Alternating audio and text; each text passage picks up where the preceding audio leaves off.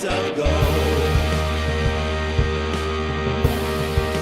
Tournament of gold.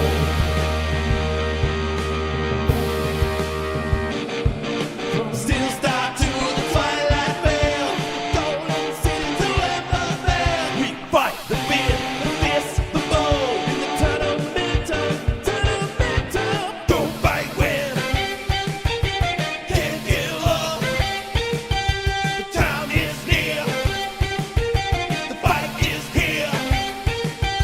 It's just one wish, you have to win the tournament of gold.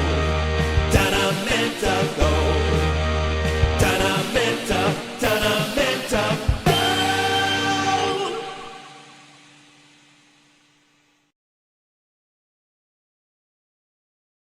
What's going on, everybody? I am your game master, Adam, and we are going to have a whole lot of fun here on Cinematic Epic.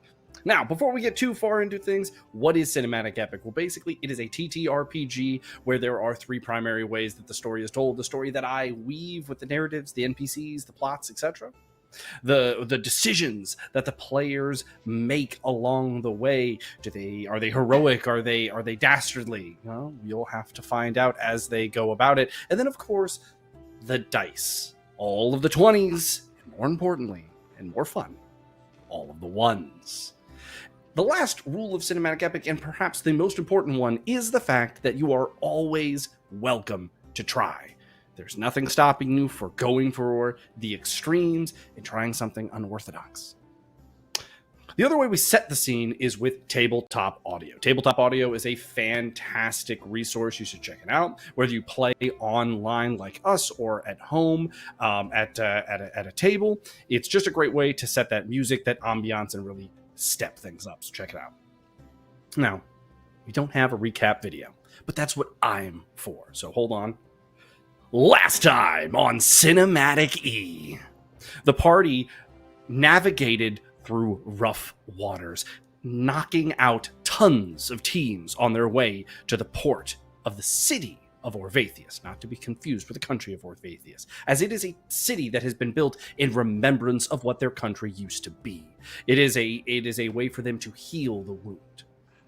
The party, however, sunk many teams, many vessels on their race, also edging ahead of the Golden City's own team. This would have ramifications seen later. The party would make it into Orvatheas, and they would settle in relatively nicely, making it to a store where some ruckus was caused, but it worked out well for the majority of the party. The Andrews looked dapper. Healyth got a very, very nice dress robes of the Phoenix Court. Some would say it draws ire. Others would say he looks rather spiffy.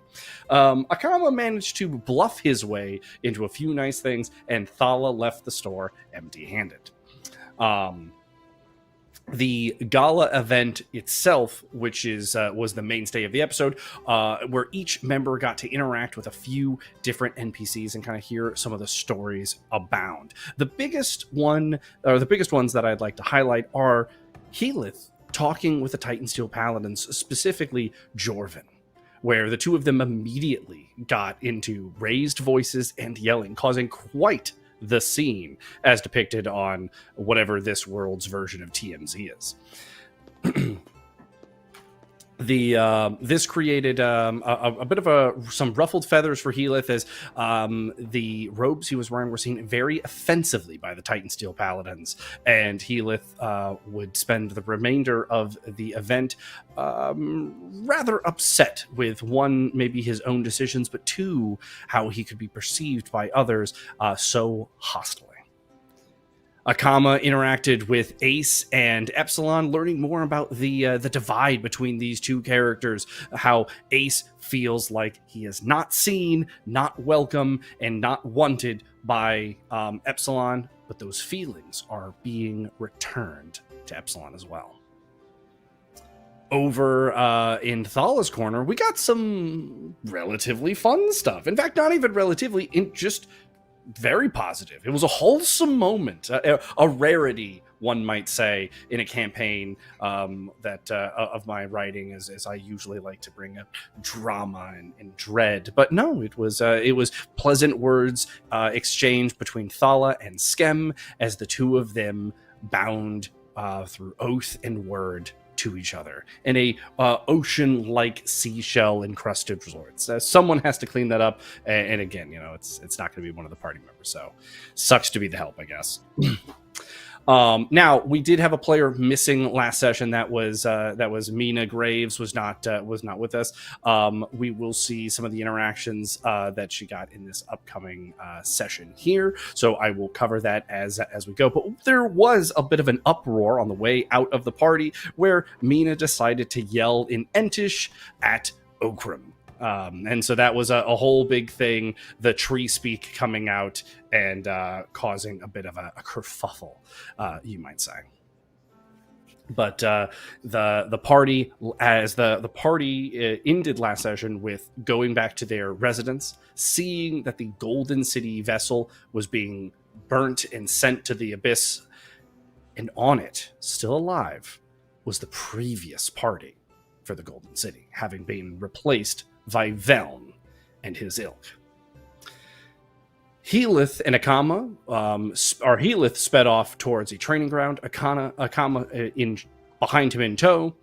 Mina Graves prepared the Andrews for a much-needed bedtime, as it was a long day for the poor fellas. And Thala approached the balcony.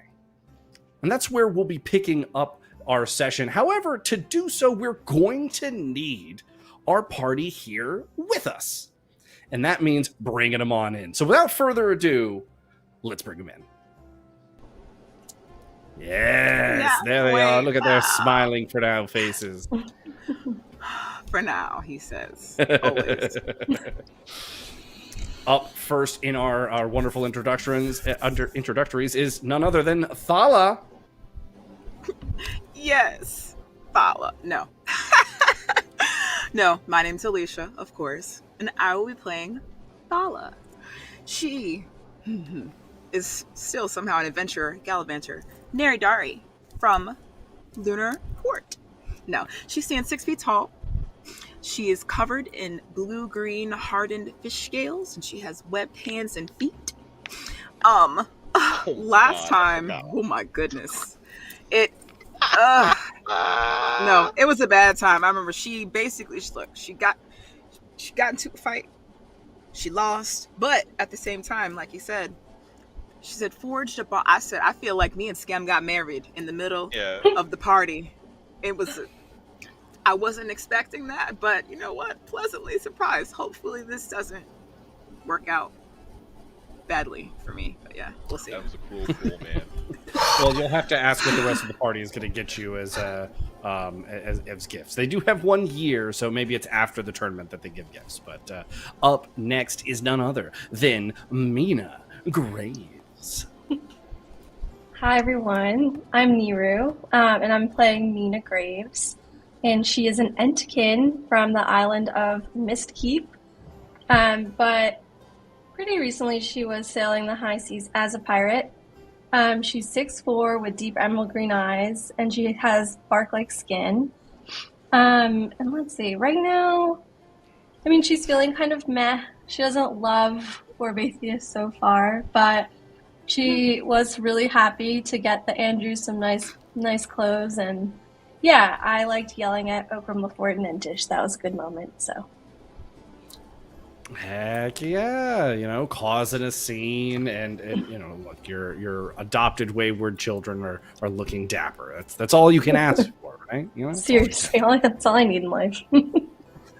Up next, though, we've got Healith, our drama starter at the party.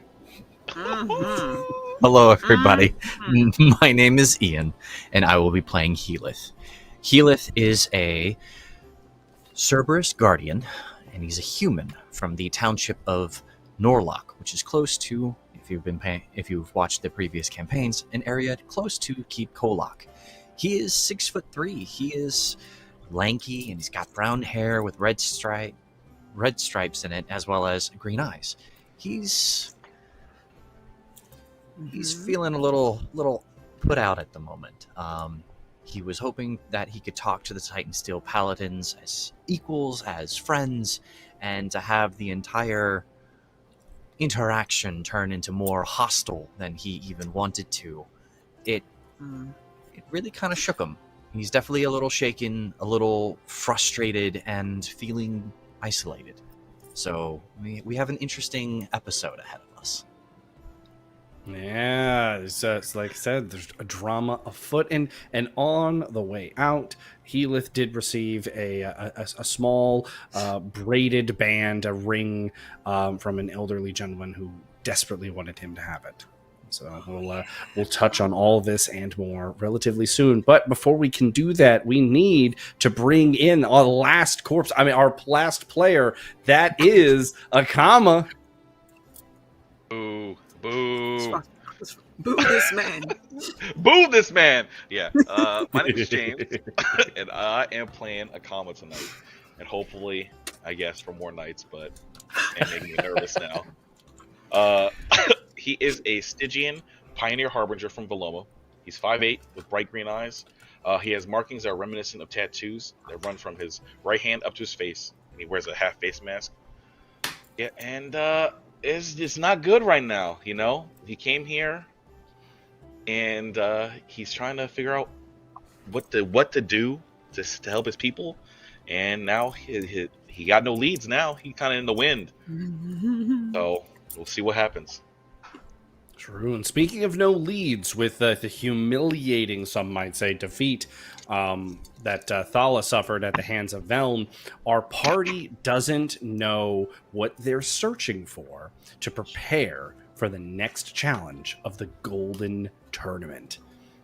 You know? And as our intro says many times, there's just one thing you got to do, and that's win. And not knowing what you're doing isn't helpful. So we can all blame Thala for losing. Oh, that was a setup. That was a setup. Before we get into the session, though, let's check our let's check in with our tokens and gold and such. See where we're at. I believe we're doing all right. You know, the party was going to spend a lot more of their gold, but Heath was pretending to be a Phoenix Court member and got them steep discounts, unless you were Thala, because you received nothing. Fuck Peter. Look, fuck Peter. Fuck Peter.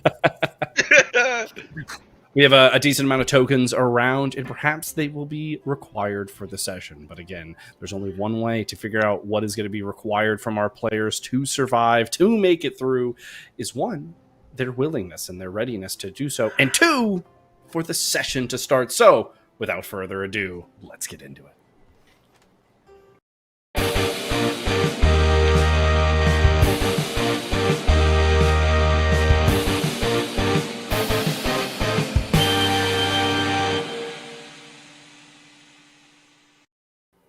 Oh crap! As Heath, you get back, you throw what things down. You had taken off the robes, you had turned away from them, turned back, and you saw that they had folded themselves mockingly almost.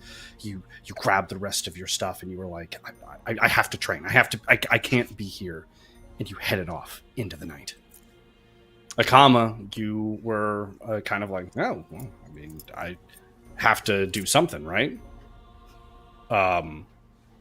And so you followed, Heath. Heath? Man, he froze up. Oh no. Now we gotta dance. Oh boy. To fill the air. Wow. That's a first. That is. I thought he was doing a bit for a second. I know, right? Listen, let's all talk smack about him while he's gone. And leave I feel like evidence we're gonna all of doing die. that behind? Are you insane, sir? Look here. This may be live, but they'll be able to see this later. We can't. No. Although he's not going to rewatch it. You don't know Adam won't rewatch. He won't rewatch it. Oh, he will definitely rewatch it. Mm-mm. I'm coming after you, Healing. Hey, he's back. Oh, he's back. Dang. Having thrown down his robe, it folded almost mockingly. He decided he needed to be anywhere else. He decided, I have to go train. I have to go. And with haste, Heath left. Akama had decided to follow suit. He wouldn't just let his friend go, and besides, it's good to keep himself sharpened. He himself had felt a little lost, as if he wasn't finding the answers he needed. So off into the night he went. For Mina, getting the Andrews settled in and away from the atrocities witnessed out their window, from everything that just happened at the gala, and now the party splitting up in the middle of the night, something to calm, something to slow the night down felt perfect. And so they stepped into one of the side rooms. And Thala found herself walking to the balcony. As she stood at the balcony, something caught her attention from the corner of her eye. But before we follow that thread, as Mina Graves laid the Andrews down, she herself decided to take some much-needed rest. It's been a very long day. And speaking treekin in an abrupt setting like that was something that she hasn't done in quite some time. And so having to have whipped that out was a touch exhausting.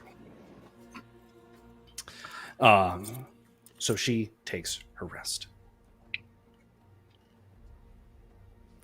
It feels like she blinks, but she's home, or at least the home she used to know. The trees, it's so quiet, but quiet in the natural way. Bushes and leaves softening the noise, only the whispers of the wind as the branches tickle into each other. Small animals can be heard frolicking and moving. Birds chirp. All of it is communicating. But then one by one, these communications change. They go from peaceful and harmonious to cries of panic, of worry. Speaking of destruction in a direction, and soon the soft blue bloom of the forest is replaced with this harsh red. In the distance, Mina can hear her treekin screaming. Burning. Falling. It is something beyond terrifying to their kind to ever hear them speak quickly, to speak with urgency, with haste, as it goes against every tenet, every belief that they have. But in this time of worry and panic, there was no room for softly spoken or slowly spoken. This was the first time Mina had ever looked upon Brelix, this human man ripped with muscle, this monstrous, this human who charged through the fires, who charged into the char and the bark and the battle. And this memory comes rippling through, seeing him again, seeing this. She thinks to a time where she's on a vessel, on a boat, and like always, the only thing Brelix would ever say is, "Driftwood, do this. Driftwood, do that." And she watches in this dream-like trance she's in and she sees that human Brelix, this monstrosity of human make, and it just stares at her. Driftwood. Until no longer the man stands in front of her. Driftwood. Come on, Driftwood. Come play.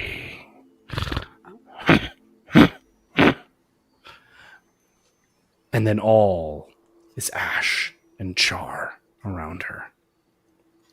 And her island, her home, lay barren.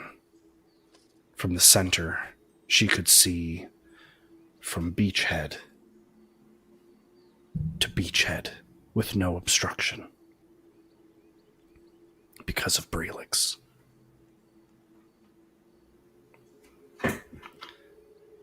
Stepping over with Thala. As you stand on the balcony, something catches your eye from the side. You're a little surprised. Just off your balcony is you have your house's balcony, and then it kind of like connects to kind of a communal area. But in the communal area is the benefactor's chest, and it seems slightly ajar as if the lid can't close, and there seems to be things sticking out of it.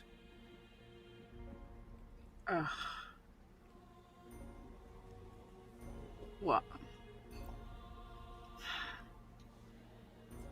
I'm gonna say we can't leave it there. Ugh. Well, I have to go get it. Why is it sitting there by itself? Who left this here? As Thala moved over to it, she can tell the chest had popped open as there are 4 items sitting there. And in fact, at this point, I'm going to pull Thala into a sidebar. Dun, dun, dun. Mm-hmm. In the chest, there are 4 items. The items that you see, one is the clinical ring. It's +1 crit range to attacks. Okay. The cape of wishful invisibility, +1 to underhanded and sleight of hand rolls, and +2 to stealth rolls. Third is the chronicler's monocle, 1's precision, +5 to any knowledge. And then the final one is the counter spell scroll. It has 3 charges. It auto rolls a 16 to counter a spell, and if ever this number would double the result of the spellcasters, it does not lose a charge. And it's in this moment, though, that as Thala is kind of like picking these items up, making sure they don't just fall out of the chest, that there's no one around. There's no party members here to know what items do what and who should get what. You gotta give me a second. So when you were describing the 4th item, it froze. So I didn't catch everything. So it is the counter spell scroll. It is 3 charges. It auto rolls a 16 to counter a spell. If that would double the result of the spell in question, so if they rolled an 8 or lower in this case, it does not use a charge to counter. Oh, okay. But so we can return to the party, but ultimately you get to sit with the knowledge of those 4 items because none of them are here to know what they do, or even that these items exist. So let's return to the party. Okay.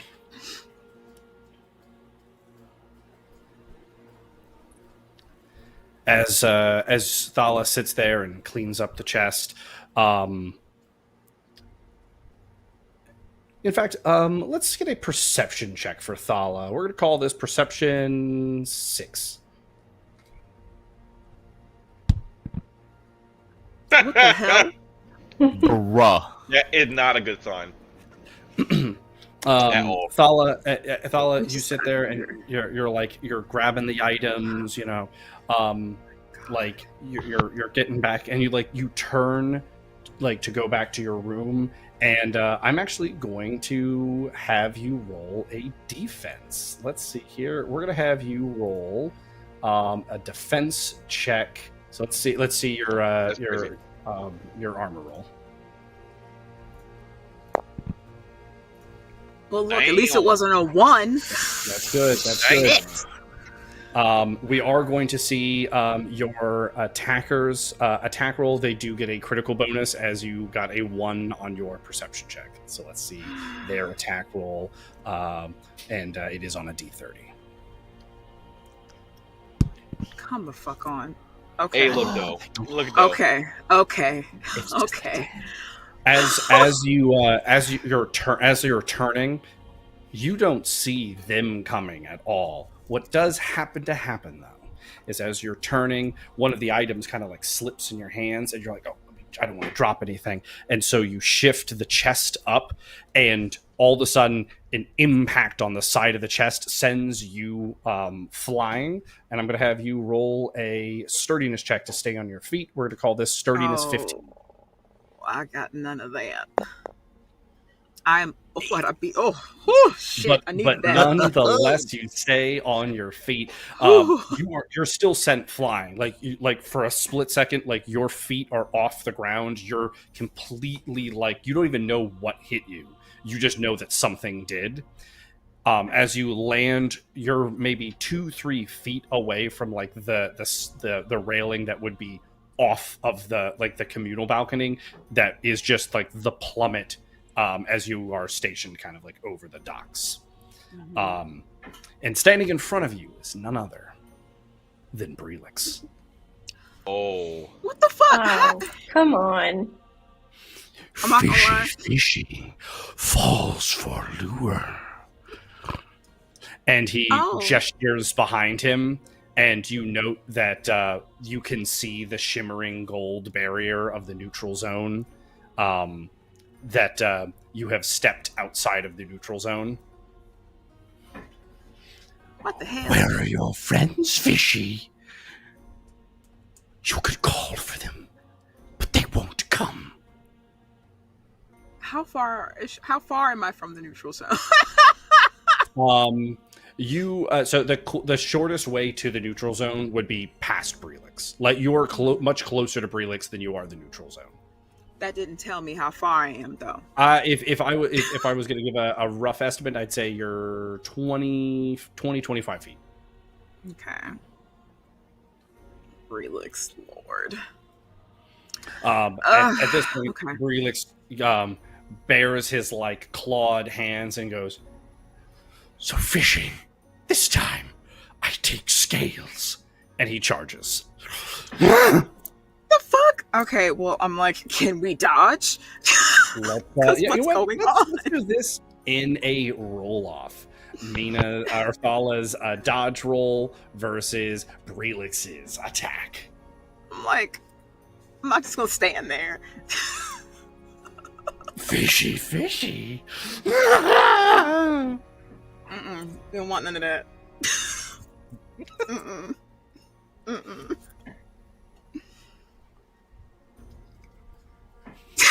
It's you're in waiting mode. Oh no! Oh, Oh my goodness! damn. Brelix is going to use his Wow. proficiency. What the hell? That's some old bullshit. It's an attack roll. Yeah, I know. Roll a 1. Roll a 1. Hey, it's Just enough. Just slightly better. But it is again, you're able to dodge the majority of it. You feel his claws scrape across the surface of your scales. Some of your scales chip, some of your scales break, but for the most part, he doesn't get into the actual flesh of it. You can see the claw marks across your body, but you're not bleeding from them. Mm-hmm. Come on, Fishy. Fight! Drop it and fight!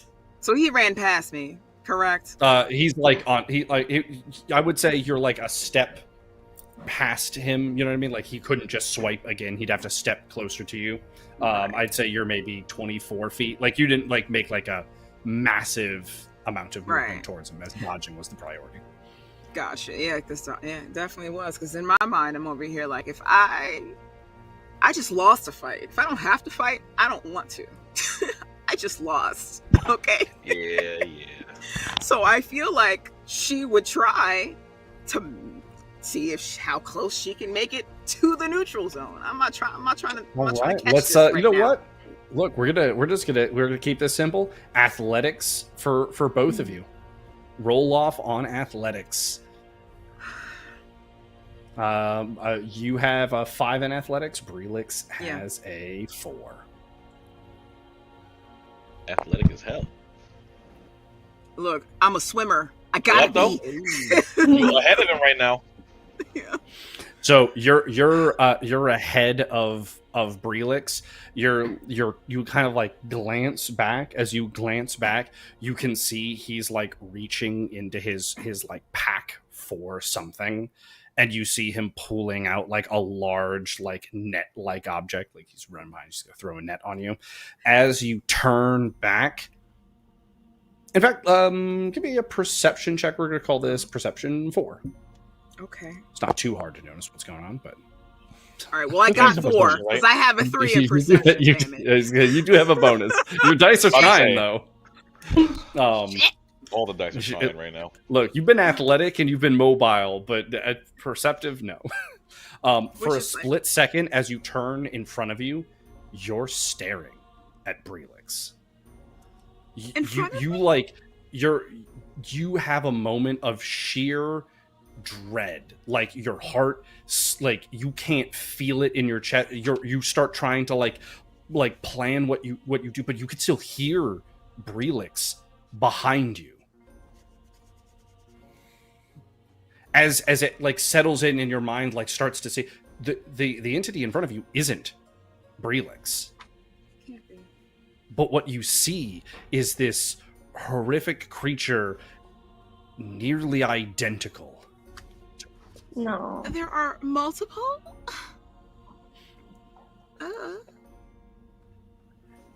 It starts running. It starts running at you. It leaps with its hand in the air.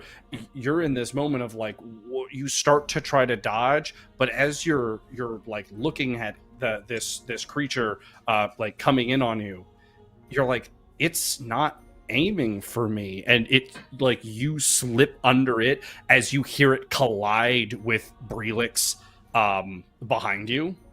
And you like slip into the safety zone, and you turn back, and the two of them just start colliding, throwing each other around. They're like the shards on their bodies being like ripped off and stabbed into another one. As the two of them continue to fight, they tumble into the rails off the side, and you hear sploosh of them impacting on the water. This is gonna sound really weird, but you said are there like pieces left? There's like blood and like the little little shards of their like their spikes. Is it bad that I kind of want to like? This interesting. I just want to see if somebody can figure out some things. Sure. Yeah. You want to collect them? Not a problem. Yeah. Got a Pepe Sylvia going on here. I'm just like. Well, I mean, I don't know. I mean, it's one of those things where, because I feel like I don't remember if she's actually like told us that she's like she remembers him, but she doesn't recognize him. As you sit there and you like shakily grab one of these shards, you're kind of like, and just left in this lostness as the night just slips back into quiet and peaceful. Akama, you find yourself as you're trying to like catch up with Healith. It's like everything you're like he slips through a crowd and you're like no just get up. Yeah, that's fine. Just go ahead. It's fine. Sure. All right. Okay. And then you're like you start going and like it just you kind of keep getting like caught by all the wrong things. crowds dispersing, carts passing by, mages putting up a new barrier or preparing for something. And so as you're trying to follow Healith, you find yourself just slipping a little bit more and more behind with each step. Healith, you make it to the training ground, and you get there, and what would be like, you get there, it's deserted, it's just you. There's like the training dummy in the middle. Describe, so like Healith, he's run there, he's in this place vacant. Take me there. Healith, when he arrives, he would probably take a moment because he didn't even don his armor before he started heading out. He just grabbed the new halberd that he purchased, and he grabbed his armor and was like, I'm gonna go, I'm gonna train. So he takes a moment to angrily, and kind of because of his anger, not smoothly, put on his armor to get used to its weight before he starts swinging his new halberd around to try and get a sense of its length, its distance, what can he do, what could he used to do with his billhook that he can't do with this halberd, and what does the halberd do that he couldn't do with his billhook. He, after taking some practice swings, he'll start focusing on how far can he stand back, hit this training dummy with his new weapon. And in time, it slowly devolves into him just hitting this training dummy as hard as he can repeatedly, because frustration has just built within him in these past few days. He doesn't feel like he's being the version of himself that Athos tried to impart in him. He doesn't feel like he got off on the right foot with the Titan Steel Paladins that he was hoping to find, because Athos was a mystery to him. His mentor didn't really talk of his past. And so, feeling that door is closed to him, almost frustration come to Healith as he's just wailing on this toppled over practice dummy. It's in these moments venting his anger in one of the ways that he just doesn't know how to do with his words.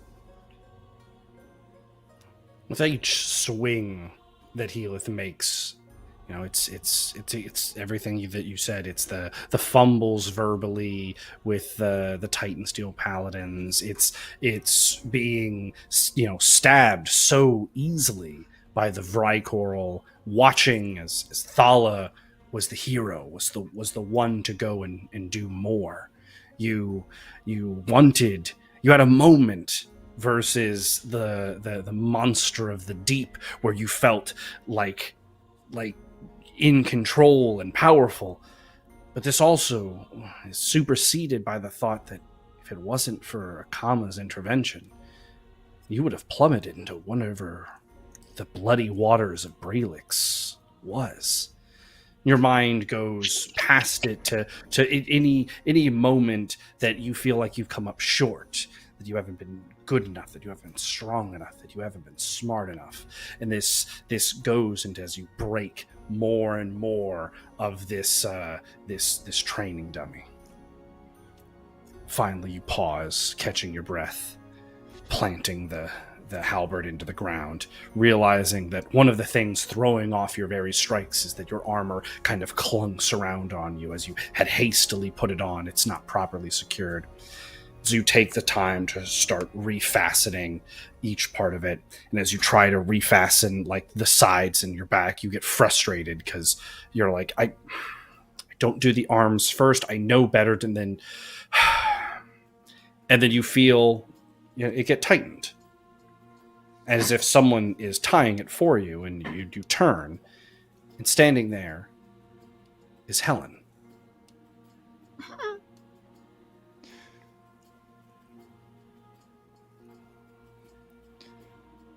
You seem distraught. Are you okay? As she moves her hands over to the other side and fastens the rest of your armor appropriately. Please, stop. She pulls her hands back. And I meant no offense. What is it that you do mean then? Why are you so kind to me? Why are you here? Out of everyone and everything that has happened, why are you here? Why are you here with me?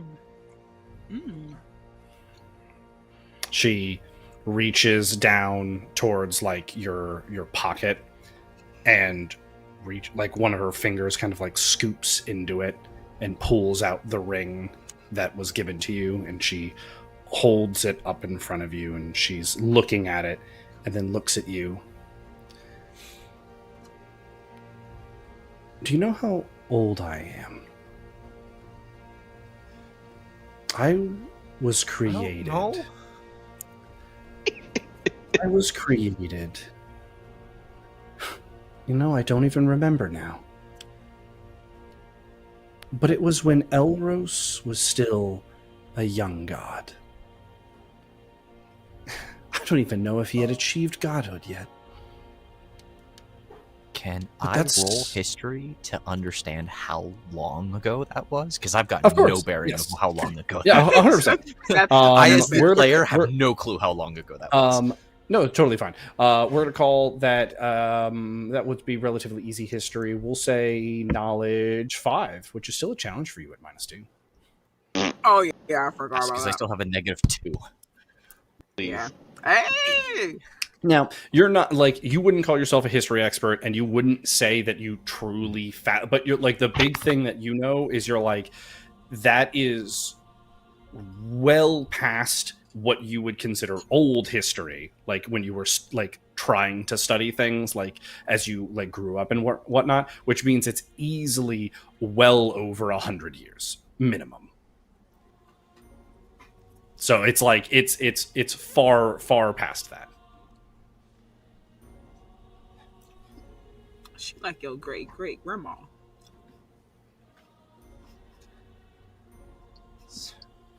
Please continue. I didn't mean to stop You're fine. her Helen's monologue. I was given this. Many people don't remember why the Phoenix Court was created. But all of us sacrificed any mortal life that we wanted, maybe even dreamed of. But because it was demanded of us, it was needed.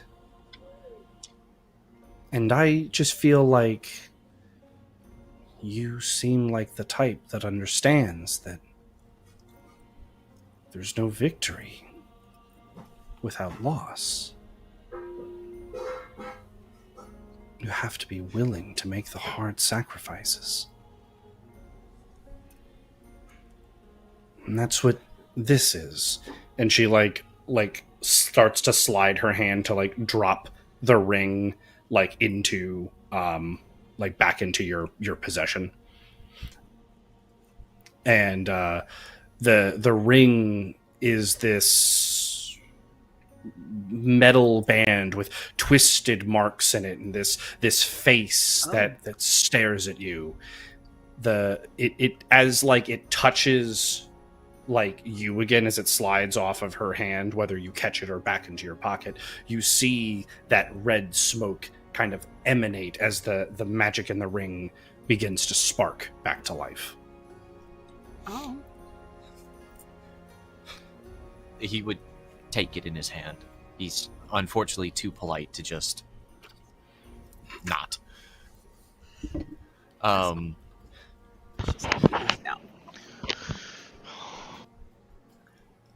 I accidentally get married.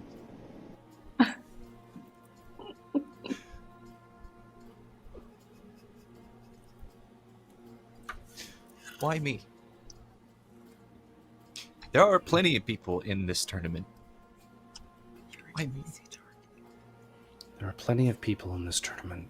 Each of them have massive convictions, and they have these wishes that are governed by religions or powers or entities, or I mean beyond the core of their personality. You, Healith. And she like puts her hand like at your fingertips to like cup your hand around the ring. You, Healith, just want your friend back. And that means that you have a simple want, a simple desire. That's commendable. I miss him.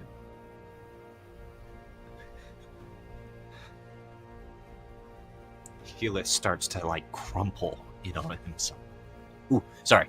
Keyleth starts to crumple in on himself a little bit because he doesn't know what to say. Like nobody.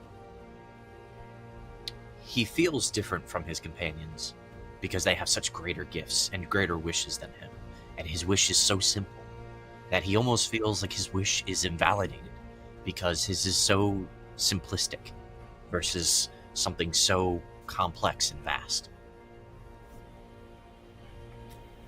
She places her hand on Healith as he like crumples and kind of makes sure that he doesn't like tip to a side, and she goes, "I have to leave you now.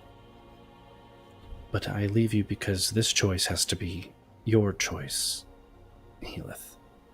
I can't be here to pressure you into it. But no, should you choose to use the power of this ring, you join something far greater than yourself. You ascend to something far greater than yourself.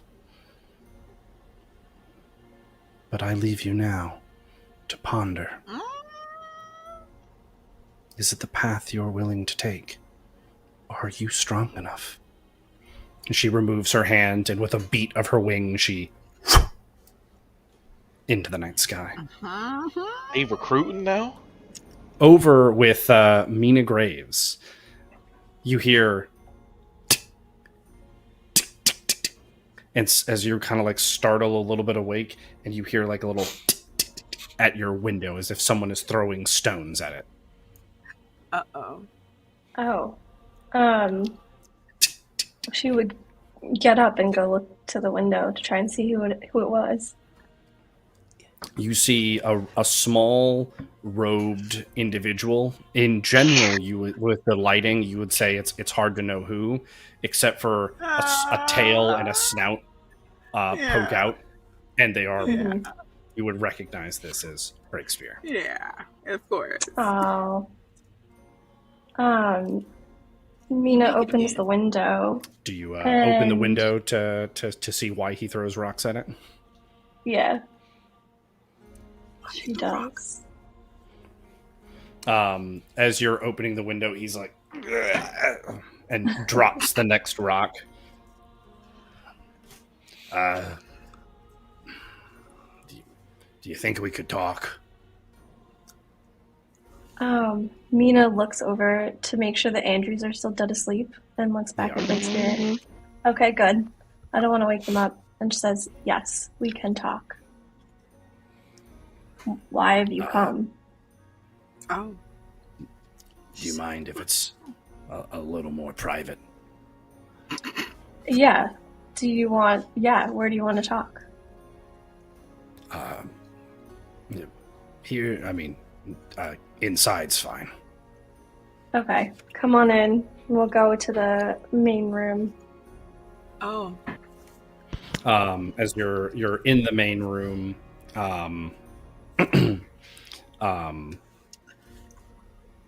Breakspear explains in more detail, like why he was so unwilling to have a conversation at the gala, how there were too many prying ears, how there was so much going on, and that ultimately trust doesn't come easily for him anymore.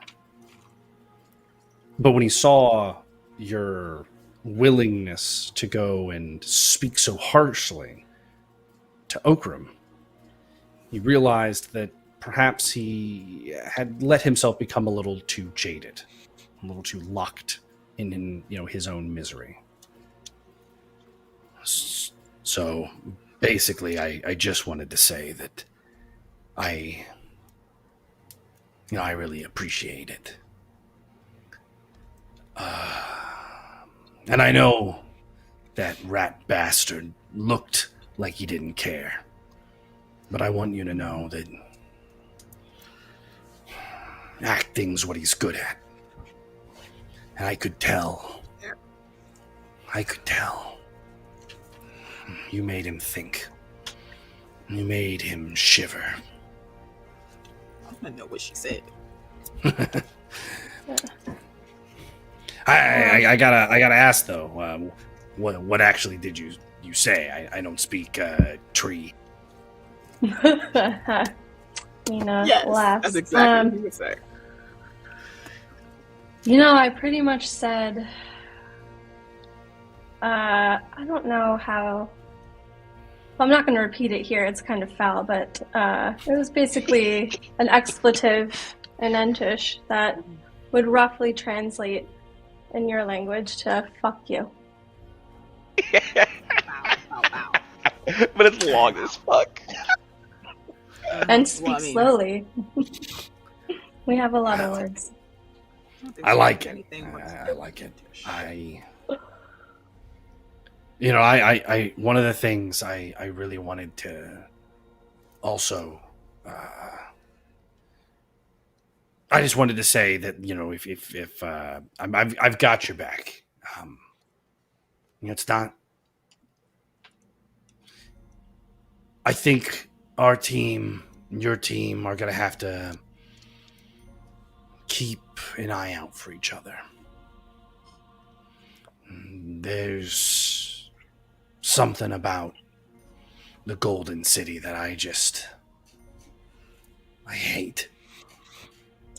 It reminds me of Talmarin. It reminds me of the rich and the elitist and those that would want to just keep everything for themselves. Well, Mina thinks. Oh, I know that. Oh, I was just gonna say that I appreciate that because trust isn't easy to come by here. So the sentiment is welcomed. Yeah. My only hope is that the Golden City's efforts, if they are nefarious, are as easily toppled as Talmarin, so they can crumble under the weight of their own selfish ambition. When those people in power, they want things, when that greed settles in, innocent people get hurt. Innocent people get used. Do you think that their ambitions are nefarious? What leads you to believe that? Besides the fact that they're greedy, power hungry, have you seen anything to warrant such an accusation?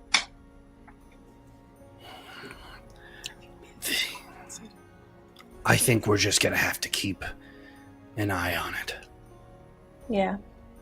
But that's just the gut feeling I get. But he gets his robes and he tucks himself back in to head out, and as he's walking he goes, but maybe I'm just jaded. I don't know. And he mumbles to himself as he leaves. And a voice catches you off guard. I didn't mean to eavesdrop. You recognize the voice as Archangel's. I was about to say, he's back. I have to agree, though, that I think the Golden City is up to something. I mean... I think the way that they're interacting with both Ambervale and Orvatheas, I mean, you saw the faces on the two kings, or the steward and the king. They were caught off guard by her decree of becoming empress. Yeah, I mean, that was a power move. And honestly, anyone that's willing to sacrifice their own people, I wouldn't trust. And I've seen that sacrifice. I've seen the suffering and the destruction on the weak and the helpless in the Golden City. I think the Queen... I think this Empress... Not think, I know this Empress needs to be stopped.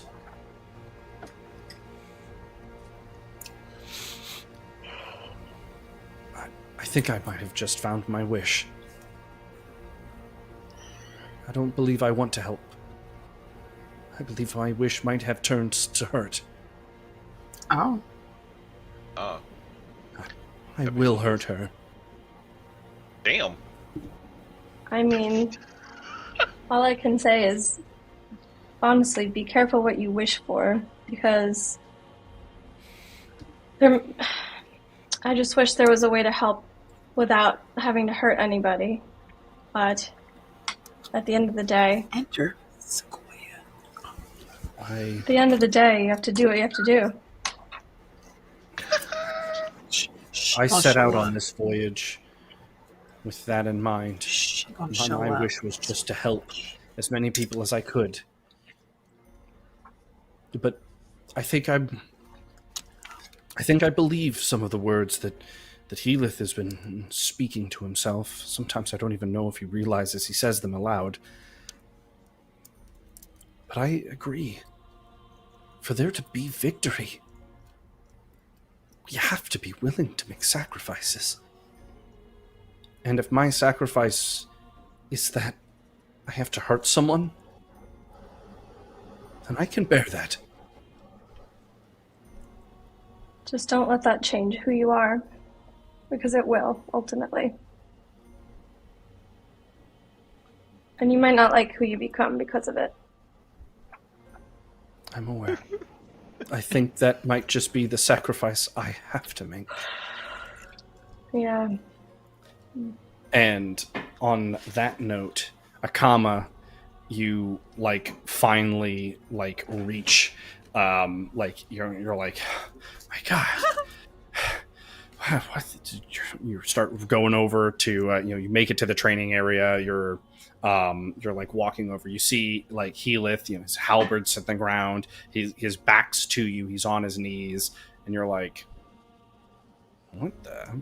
You're walking up to him. You see the training dummy is just obliterated. It's in pieces on the ground. And you can see, as you get closer, where Healith was hacking at pieces of the training dummy on the ground itself. And you stumble onto Healith, and he's sitting there on his knees, open palm, with a ring in his hand, a ring in which that you recognize. I recognize it. It speaks of magic and power. It reeks of the twisted. I'm about to say. He walks up, right, and before he sees the ring, he's just like, I guess you finished up before I got here. And then when he sees the ring, he's like, where did you get that? Where'd you get that from?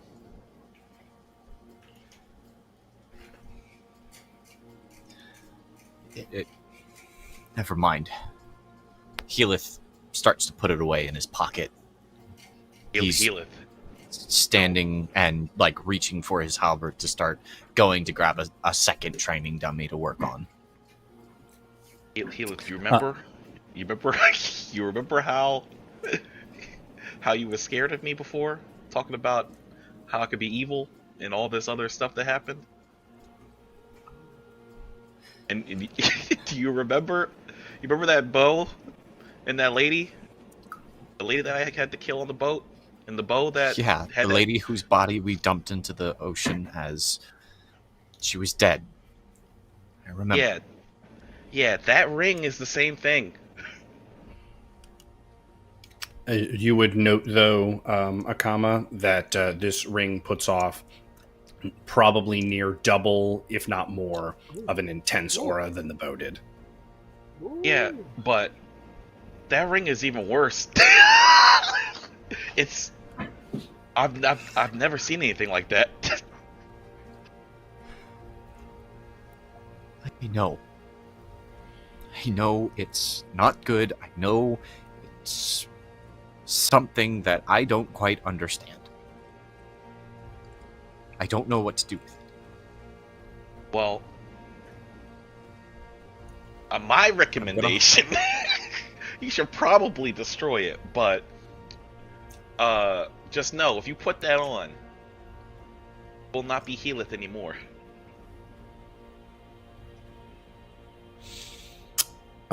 Quick sidebar with Healeth before he responds.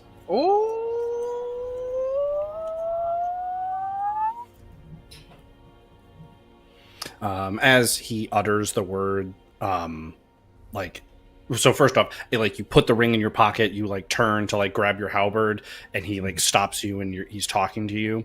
As you stand there with your fist closed, you realize that the ring is still in your hand. You think to yourself, I put that in my pocket.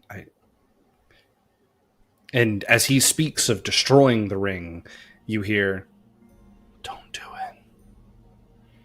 He speaks of you won't be yourself. You hear, "What does he know?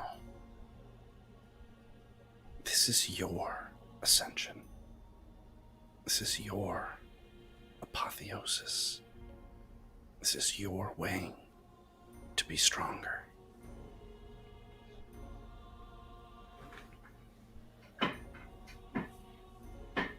Do I recognize the voice, or is it just as you presented it? In the moment, you would know that it wasn't your voice, but you wouldn't call it not your own, if that makes sense. There's a part of you that recognizes that you're not speaking to yourself. It wasn't a thought in your head, but the voice is not dissimilar from your own. Could I equate it to when you hear a recording of your own voice for the first time? It sounds weird, but you know it's yours. Exactly. Okay. And we can return to Akama. Unless you had a question. This is just a small thing to make certain I understand. The smoke that comes off of the ring is only happening in my possession, correct? Yes. When Helen was held holding it was a blank ring. Okay. Whoa. Thank you. I just wanted to make certain I understood that. Totally fine.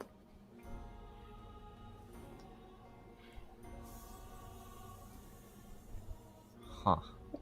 It's So you had just said, Kama, if you put that ring on, you won't be yourself. Yeah, you won't be Healeth anymore if you put that on. Healeth turns kind of abruptly and is like, "Akama, thank you. But right now, I just want to practice. Just let me practice, please." I mean, that's what I came here for. He's got his little bow strung. Aww. As this happens, and you kind of are both standing there looking at each other, the city gets quiet, and you hear just one bell chiming in the distance. And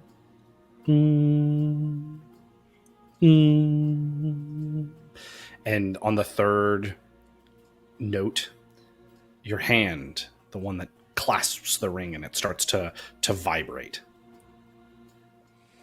And then your hand is forced open as the ring hovers above your palm. You can feel this as the stars seem to start to like be visible in the sky. Or, sorry, the stars that were visible in the sky start to like be blocked and blackened by clouds that healeth. You have a choice. Got a choice. Decisions, choice. decisions. Is victory comes at a cost. This is that cost. Ooh. And wear the ring. Or temper the metal within. This isn't the way. Ooh. Oh, goodness gracious. Oh, wow. As you also stare at this ring, because its magics were not something you were accustomed to, you felt not the things that Akama had pointed out. You do now feel it. This pulsing energy, this pulsing power waiting for you. Akama, you are still here, so you may still speak, of course. I was like, I'm just watching, like, oh my god. He's like, don't do it. Helis starts kind of muttering to himself. I just... Athos, what would you do? What would you do if you were me? Victory needs to happen. Sometimes the cost us. Sometimes the cost what makes us us. To hold on to the last little bits. And Can't protect anybody if I'm too weak. Elith, wait, listen. I can't say I know you're Stop! Strength is a privilege. Just be quiet, please.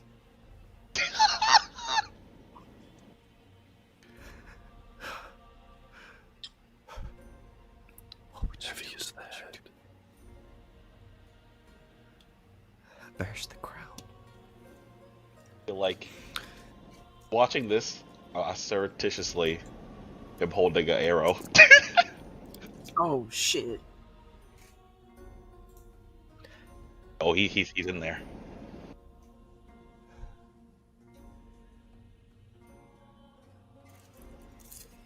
So, healeth. What's the choice? Elith, you don't know what you'll become.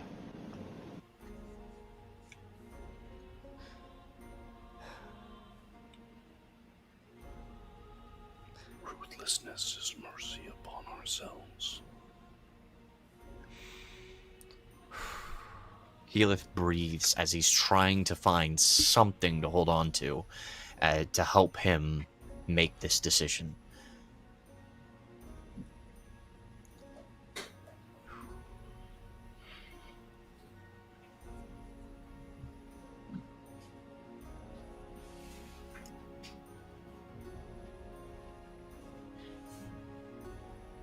Healith fumbles in his pocket for a moment and pulls out a coin. On one side of the coin, it is a field of marigolds. And on the other side, it is a sickle and a pitchfork and a set of praying hands underneath it. He turns it over in his offhand as he lets the ring go. Temper the metal within, this isn't the way. God, I didn't have to shoot this. I'd have done it too.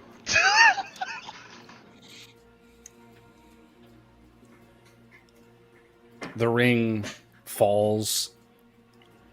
And just sits there between the two of you. It doesn't bounce or like roll. It hits the ground and just. I want to Healith looks at it for a second breathes kind of deeply and then reaches down and picks it up. When he sees you do it, don't touch it. don't touch it, please. As I I let will say, you as you as your hand, like as he says that, and your hand kind of like hovers over the ring, there is an aspect, like you can feel it in your chest, something in your gut, something, a sixth sense, something that says the strength that repelled this ring before might not be there if temptation lay its hand on you again. As your hand hesitates over the ring. Let's just talk about this for a second. Right now, you are Heath pretty much goes just ahead and picks it up and puts it in his pocket. Heath looks at Akama and says, I know I've resisted. I don't know what this thing is. But I have to believe, it's safer with me than being discovered by anyone else. Listen, Heath. You see, when you looked over at him, he had the arrow knocked. He just wasn't pointing it at anything. He said, listen, Heath. Right now, Heath, immediately after seeing Akama with the arrow ready, backs up and grabs the halberd, backs up and takes a position of if you're gonna pull that on me, pull it now. Heath, you need to understand. Right now, you are just I'm like looking that at somebody lady who might just use that on me. Heath, do you remember? Like I said before, do you remember what you said to me about all the devastation caused by people that I reminded you of? Of Upsilon. That ring is of Upsilon. Right now, you are just like that woman that I had to kill on the boat. If you have that ring and you put it on, you are gone and you are his forever, for eternity, and you become something else. And you want me to let you keep it? Just like I had to trust you. And killing a woman that I knew nothing about. Of killing somebody before any of us even knew what you were doing. And then afterwards you asked us to trust you. I need you to trust me now. I don't. I don't know if you understand the gravity. Both ways. You cannot demand my trust and then expect me to just not ask it of you. Why do you want to keep it? There's nothing good that can come of keeping that ring. We need to destroy it. And everything worse if somebody else gets it. That's why we destroy it. That's why we destroy it. And do either of us have the means to do it right now? Even if that's true, I don't think you should be the one holding it. It wants you.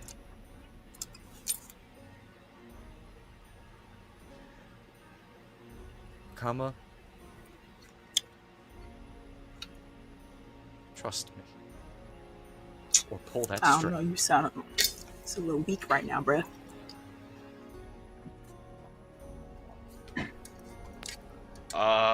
Do I want to have to fight my teammate right now?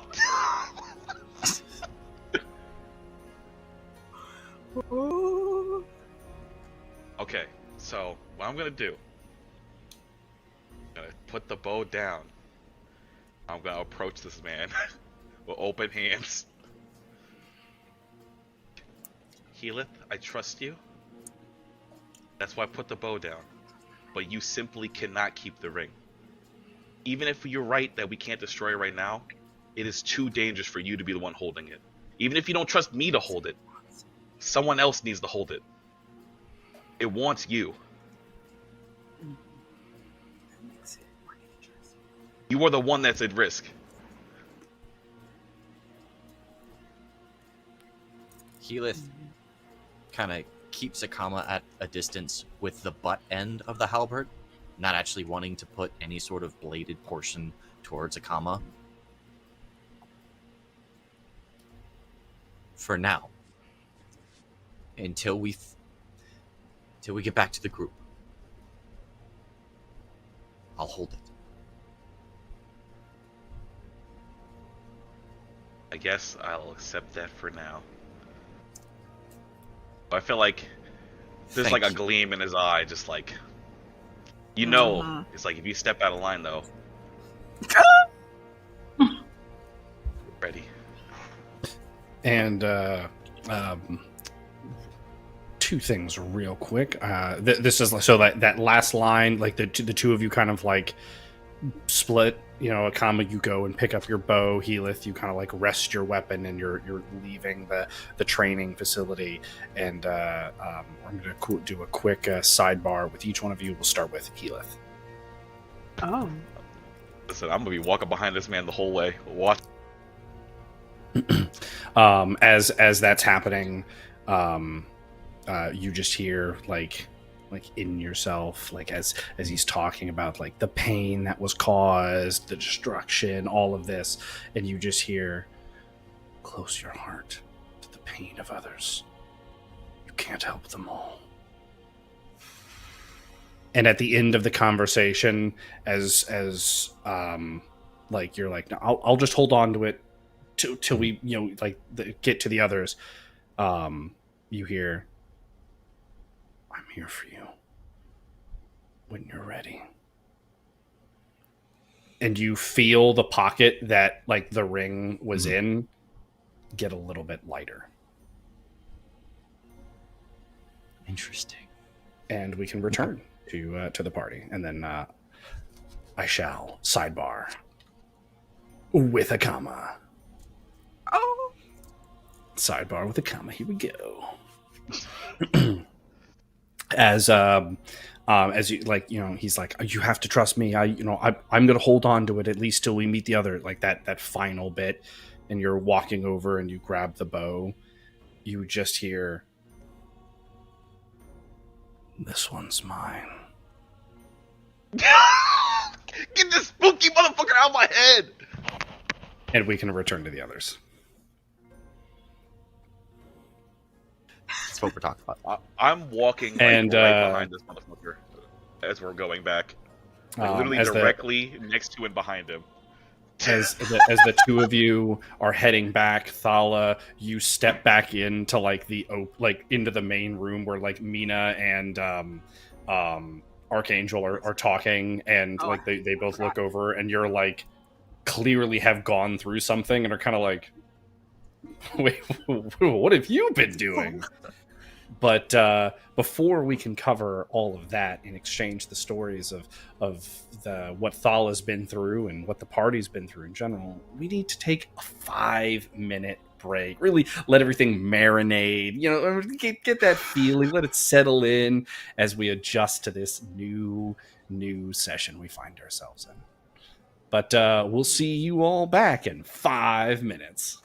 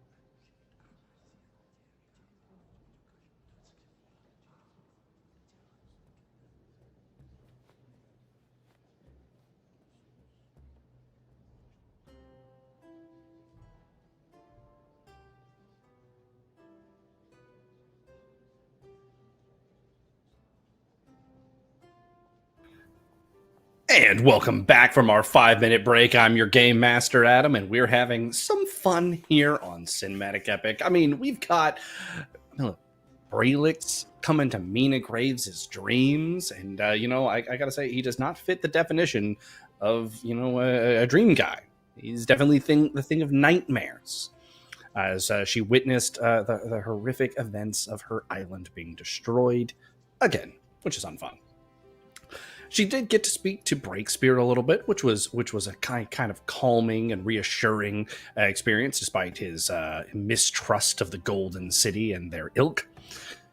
Thala had some fun out on the balcony, actually hanging out with Brelix, narrowly avoiding his attacks on a few occasions. And what was he going to do with the net? Well, it can't be anything positive. There was a second Brelix, or at least a second monstrosity. That's terrifying, and I'm sure we'll have Thala saying some words about it here in just a bit. And then, of course, we had Akama and Healith confronting over this ring that Helen of the Phoenix Court seemed to say is the path forward for Healith, though he tempered the metal within and resisted its call. But he did pick the ring back up. Let's bring our party back in and get this session back on track. And that is to say, as like Thala, you walk back in to the main room and you see Mina Graves and Archangel. They are kind of looking at you like, what in the world happened to you? As you clearly have a big scratch mark across like your scales and you're very like frazzled. And the door opens the front door opens a little abruptly as like a Healith and Akama enter the main room, and there's an air of hostility, if you will, between the two of them, though it doesn't seem to be worn super openly. Archangel kind of looks at both parties and is like, well, Oh, not again. Oh, Not shit. in the middle of a sentence. Oh no. Wow. You gotta give me that thing, Healith. You don't need that. It's no good for you, Healith. It's no good for you at all. I tell you, that's Healith in the corner at one point. One day, he's gonna be like, he's like, My Miles. precious. Yeah, the second you start to look different, and it's not because you're a vampire, I'm gonna have to beat you up. Yeah, I'm sorry. He gonna start hissing. Bruh, chill. Give me your blood.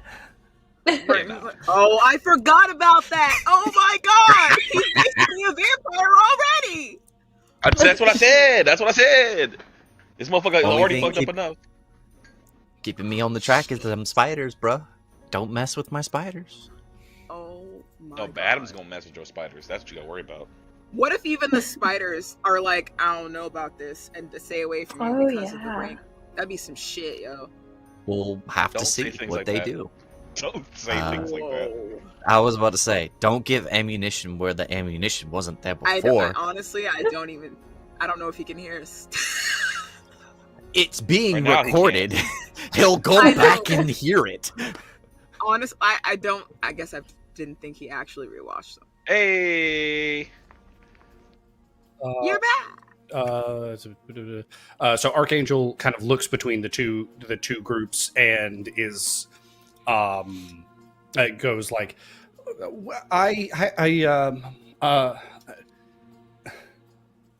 what has everyone been doing? He just kind of exclaims as he's like trying to like figure out who to ask what questions to. Healith, Akama, as the two of you enter the room with like you stay near each other, like just like take me there. Healith is kind of giving distance to Akama. There's a general unease between the two of us at this moment, so it's kind of like you stand over there, I stand over here kind of moment.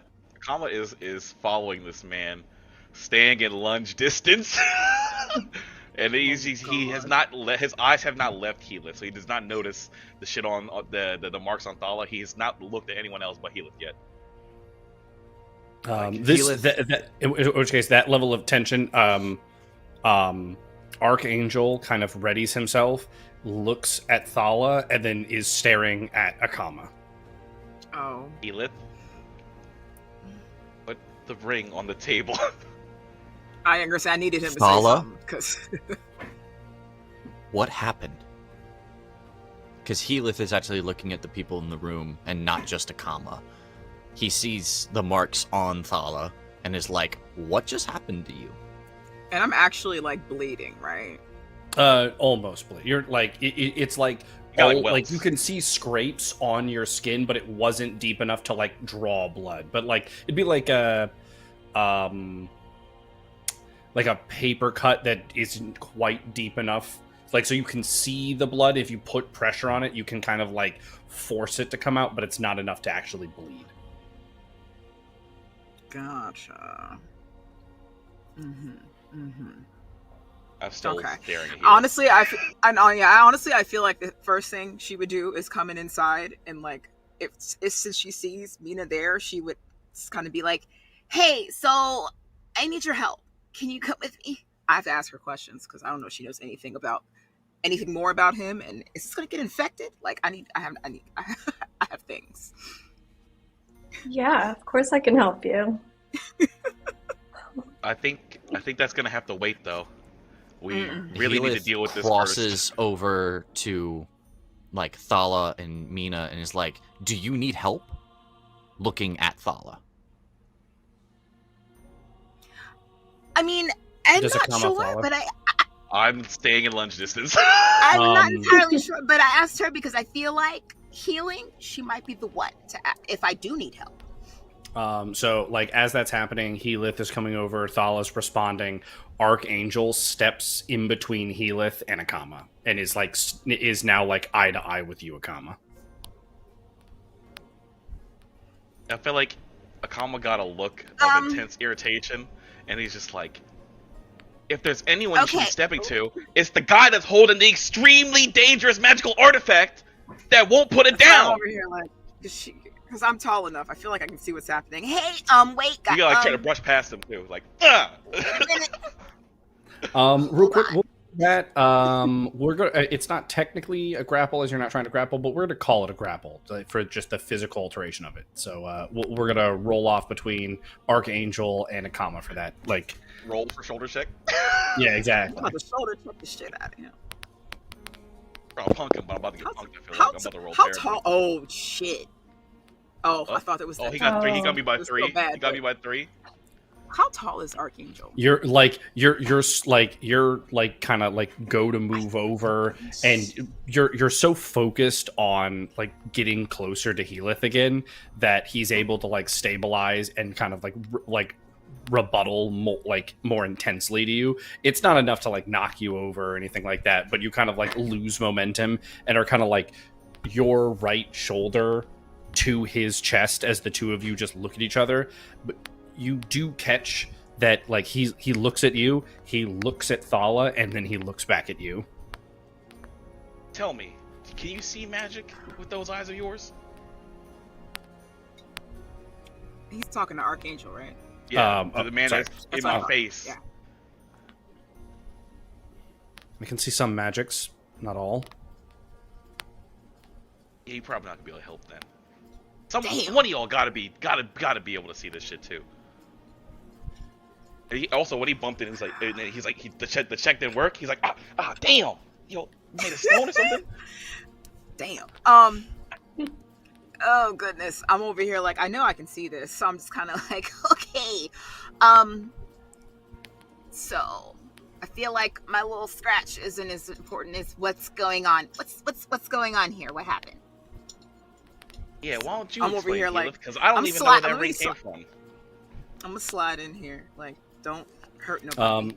As the conversation's kind of happening and Thala's like taking charge of it, Archangel does like sidestep from you, Akama. So he's like not like barring your way, and he like kind of takes a step behind you, or like he like opens up the circle and is now behind you. I was like, now he's doing to me what I was doing to Heath. He's just gonna follow me all close. Oh. Precautions. Since this is what we're talking about now, I'm not like actively gonna stay on Heath's ass, but yeah, I'm not gonna. But I still want to be like relatively nearby. But I'm not gonna be like. Sorry, on I'm him. getting noise of some kind in my headphones, and it is loud. Static? Yeah, you I got can static. hear I think the best thing to troubleshoot that is just try leaving and coming back real quick. That's one of the ways you can kind of help reset. Like, Yeah, we can hear it. They're doing loud as hell. It's loud. Oh, I guess he probably couldn't hear you over the sound of all the. yeah, Oh, I mean, I could hear something from his headset when it was close to the mic. But so while we wait for him, Thala, go ahead and what were you saying? Oh, no, I'm just trying to ask Akama what's going on here to try to... Well, I didn't see where it came from because I was late getting to the training ground, but Elith has a ring that is many, many times more powerful than that bow that I destroyed before. The bow On that the bow. turns. Yes, it's. Oh, there he goes. He's leaving now. It's Uh-huh. It's tied to Upsilon. Those rings, No. the people that wear them, and if he puts that on, he will no longer be Heath. Now, speaking of that, while we're on the topic, quick question for you. So do you remember back when we were asking you where, like, you got your powers from? And you said that, you were like, we said it wasn't Epsilon, you got them from somewhere else. Where did you get them from? Like, is it another entity or God or what is it? Where did you get them from? You want to go into that right now? I can explain, but is Hey, that more I important than promise the you, ring right now? If kind of, because if it is what I think, then it might help the situation, or it might not. But yes, it's important. My people get our powers from the matron.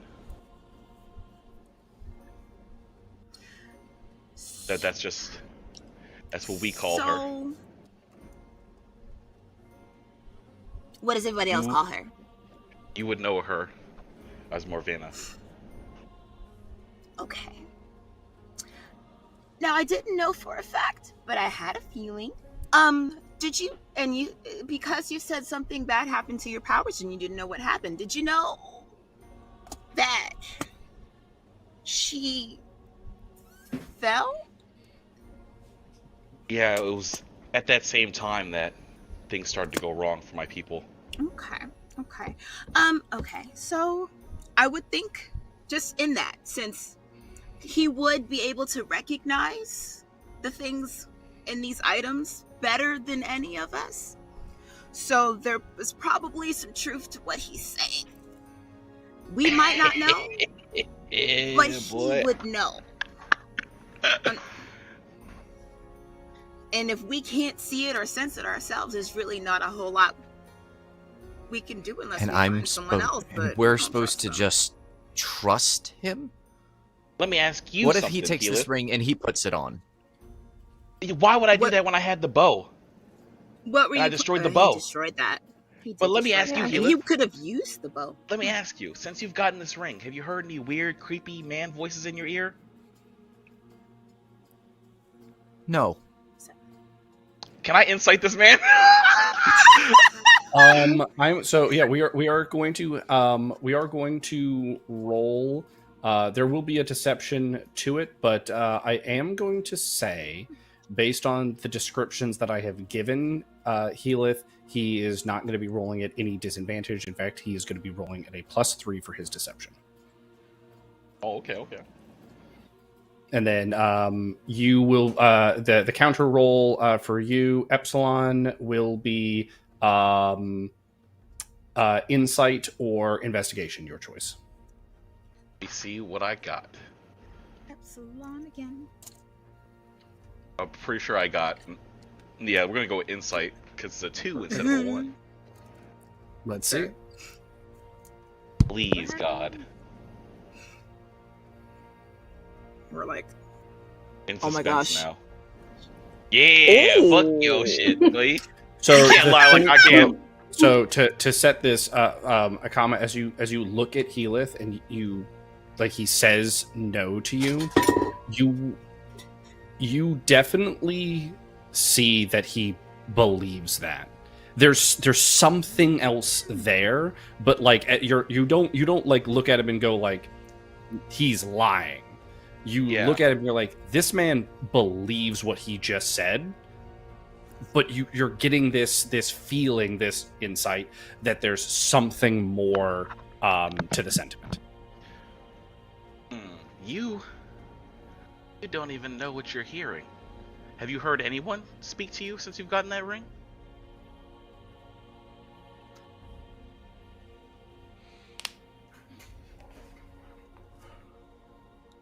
Did you hear anybody when you picked up the bow?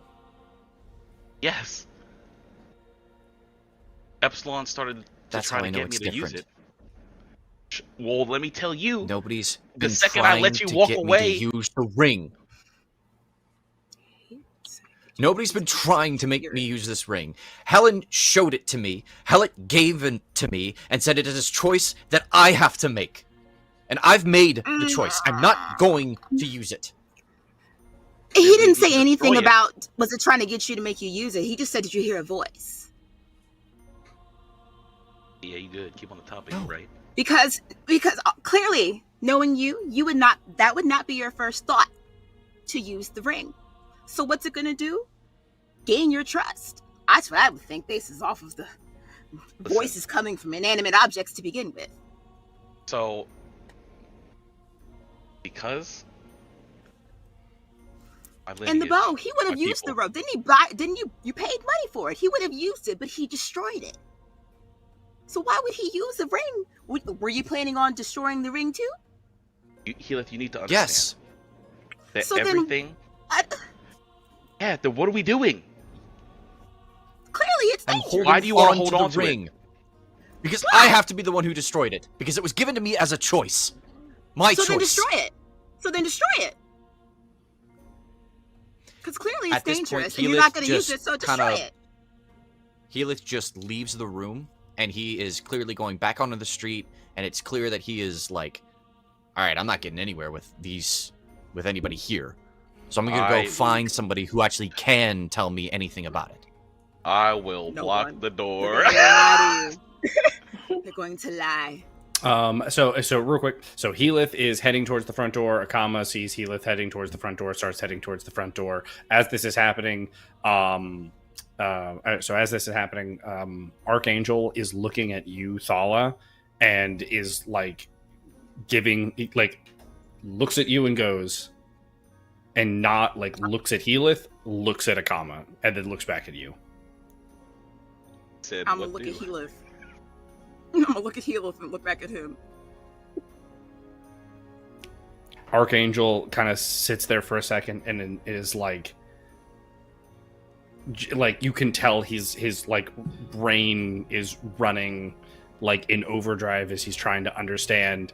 And then we're gonna, so as Helith and Akama, you're both heading to the door. Would you like to speed up based on seeing the other one head towards the door? Yeah, I'm for sure trying to get there before him. Oh, that's what you Helith meant by is- I'm just blocking like, the door. as I'm rushing, I'm like, this is not what we agreed on, Helith. All right, athletics. Let's see it. Athletics for both. You said you let the group decide. Yeah, well, apparently only if he like. Damn, I rolled terrible, boy. Oh shit. One I so to set this, so Akama, so like this part happens before the described scene between Archangel and Thala, because this is like right as the movement started. As you turn, like you're like, Helith's going to the door, I gotta go. You realize that Archangel is behind you, you knew it was going behind you. Archangel had readied his crossbow and was like 100% like ready to go. And seeing that Archangel had moved behind you and readied his weapon, like catches you off guard for a second and kind of causes you to like stumble and as you're trying to get across the room, and Healith is able to bolt out the door. Yeah, in that moment, I'm just like, hey, that's what I did to Healith. So Healith is able to make it outside, and the rest of you are standing in the room. We have to get him. We cannot let him walk Wait. around with that ring. Can I try something in this scenario? What do you have? Can I send a root? Yeah, I want to send a root after him to try and grab his ankles, stop him from running. So he's outside. He would be outside of the room as this is past that initial roll. I will say yes, but only if you use a token to do so. If you use an epic token, a minor epic token. This seems important. Let's do it. All right, we're using a minor epic token. We are going to try and wrap around Healith's ankle. So Healith, you are going to be using a resist magic roll. You two will be rolling off, and then we will be using Mina's spellcasting nature as a grapple check. So she will get her spellcasting nature as a grapple check bonus with the added benefit of there being an epic token or a minor epic token being involved. Let's see it.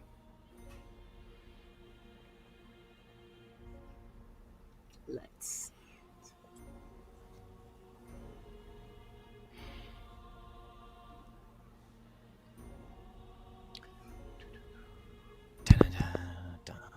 Oh no! Oh, yeah. What? Okay. Okay. Should work Yeah, out get though. your ankles wrapped up, boy. Get your ankles wrapped up. So now this Am so I like outside the room when this yes. So happened, or- like Healith, you stormed out. You opened the door. You like throw the door behind you to have your to end the period at on an exit kind of thing. And as you fling the door backwards, you're expecting to hear like the door slam. And so when you don't, you turn to see who caught up with you. You thought you were ahead of the entire group, and that's when you feel just one of your ankles get tugged out from underneath, as you now see the roots that had come up from just under your line of sight. And so right now you now lay, or not lay, but you're in a lunge as one of your ankles is trapped into this root. As Mina has grabbed you.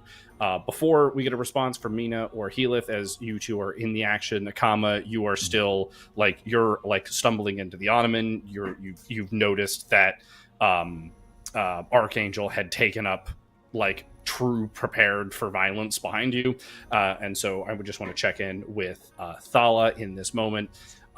Everyone is accounted for, but what would you like to kind of do? Air quote. Did you say that interaction with him happened after he made it out, or before? Yeah. So I feel that at that point, I was gonna say, I feel like at that point, if that happened, he should be trying to go out the door at this point. I'm going to wrap Archangel's delay in that with the fact that Akama turned around and was like, you had your weapon ready for me, and the two of them, he looked up at you, looked at Akama, looked at Healith, looked back to you, you nodded Healith, and then he looked down at Akama, looking at his weapon. That whole stumble happened. Now Healith is intertwined with the roots. We'll get to that here in a second. But so I'm moving. I'm gonna move closer towards the door. How describe? But Are you moving with haste? Are you kind of trying to de-escalate? What's the intent?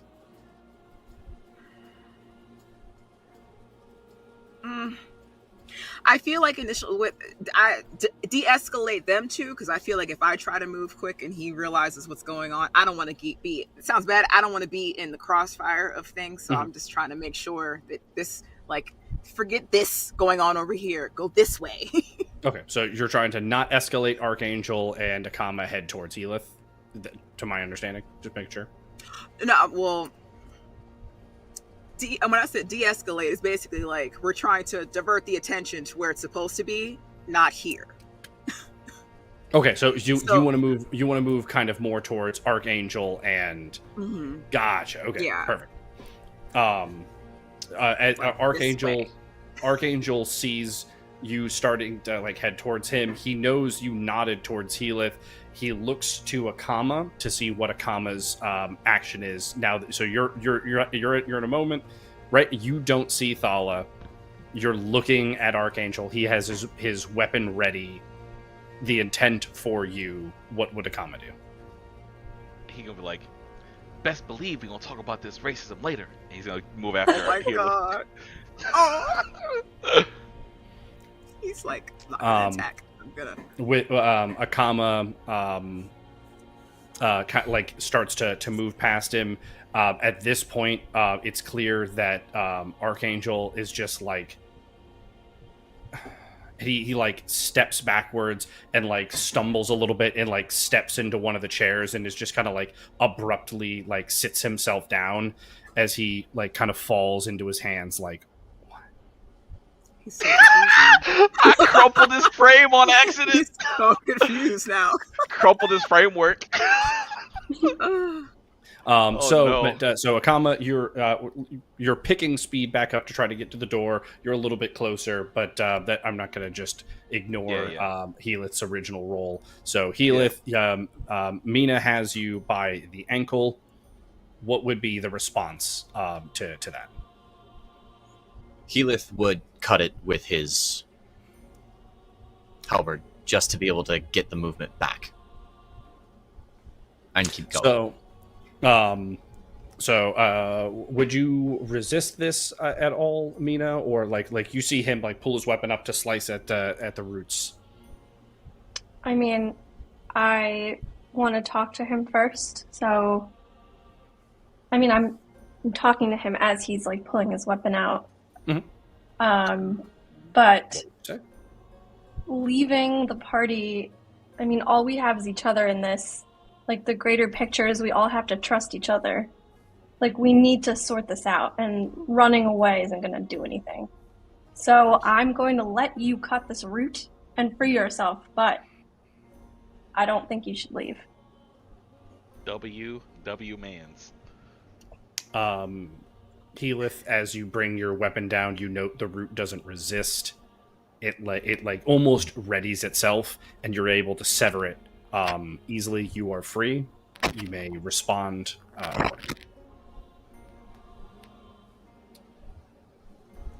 Just to clarify, this is just my mental picture. Does this door that I'm trying to leave go to the outside? Yes. Or is it just another room into the house? No, you would be exiting back through the courtyard.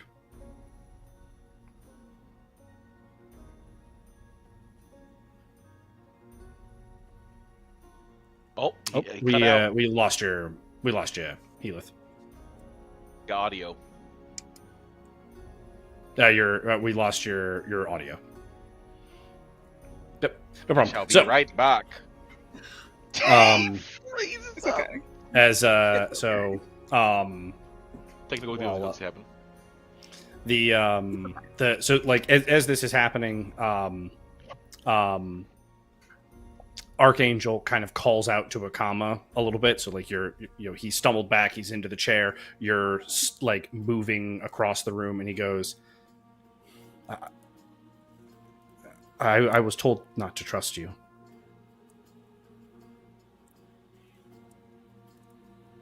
My people are used to not being trusted.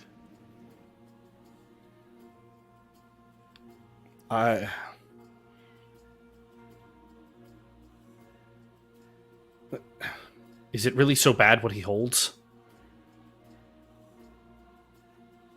Do you remember Chimera? and the havoc he wreaked? I mean, I've heard stories, yeah. Each one of those items for the Twisted is a path to that kind of power, to become that kind of creature. And all your whole will be to serve Upsilon. And that ring he holds is many times greater in strength than the bow that I destroyed on our boat. When I let him walk away with the ring, Upsilon said in my ear that he is his.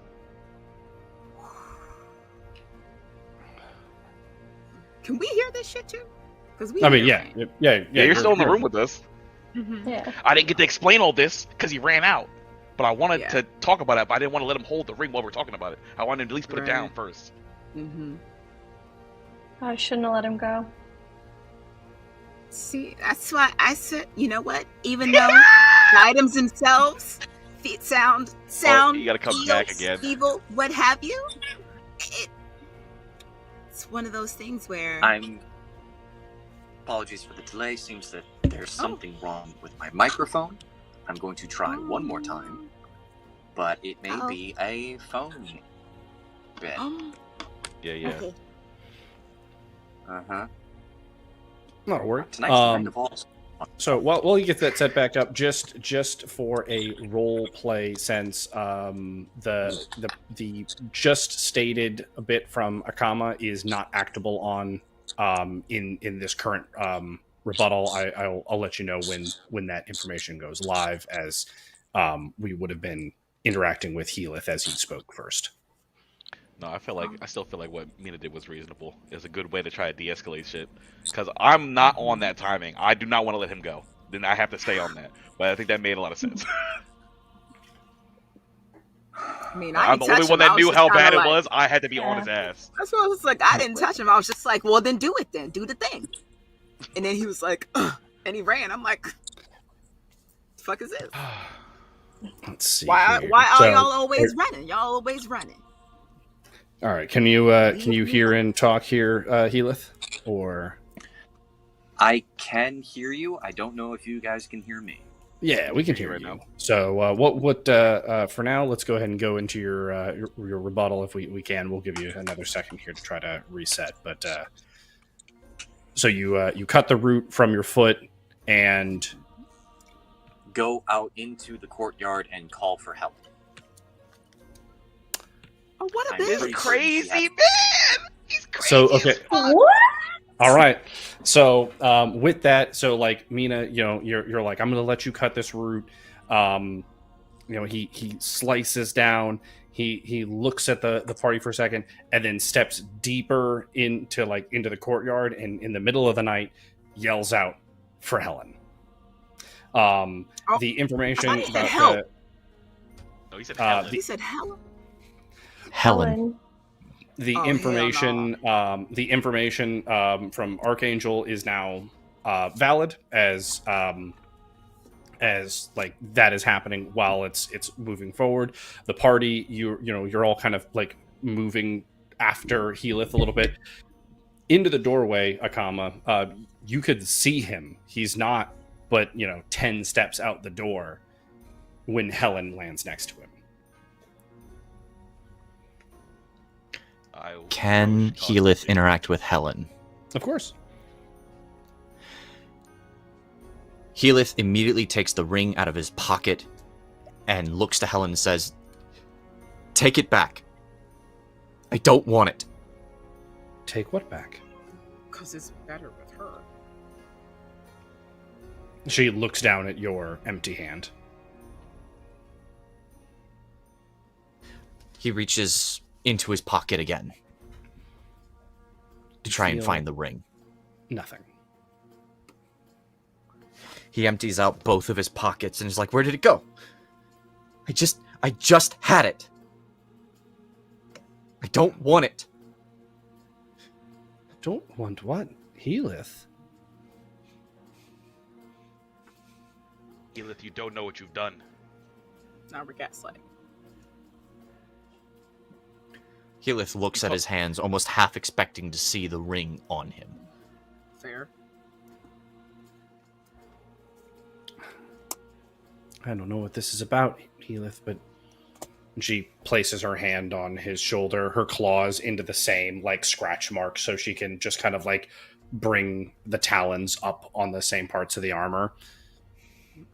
But it seems you've made your choice.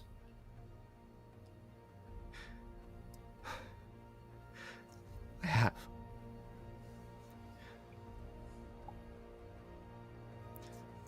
He looks up at Helen, because you mentioned she is like 6'4", Yes. right?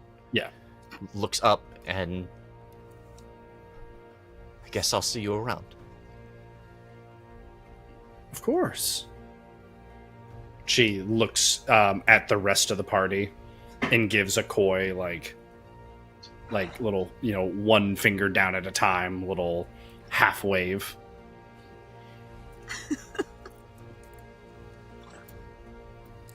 Before she flies up, she bends over and she picks up Heath's possessions that he tumbled onto the ground in the search for the ring, and just politely hands them back to him as he stands there, and then with a beat of her wings, she ascends. Where did it go? I don't have it. I don't want it. I never wanted it. Elith, you don't understand what you've unleashed now. Who knows where that ring is? And you looked at me as some monster, and now you might have just created that same monster you were scared of. Everywhere we go, my people are treated terribly by people like you and Archangel. But you're the real monsters. I told you what we had to do, but you wanted to hold on to it. Sorry. And it could be anywhere now. Who knows how many people are going to die?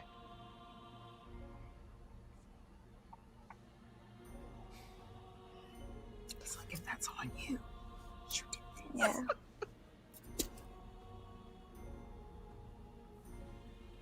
Their blood is not mine to worry about. It's on your hands, though. That's easy for you to say.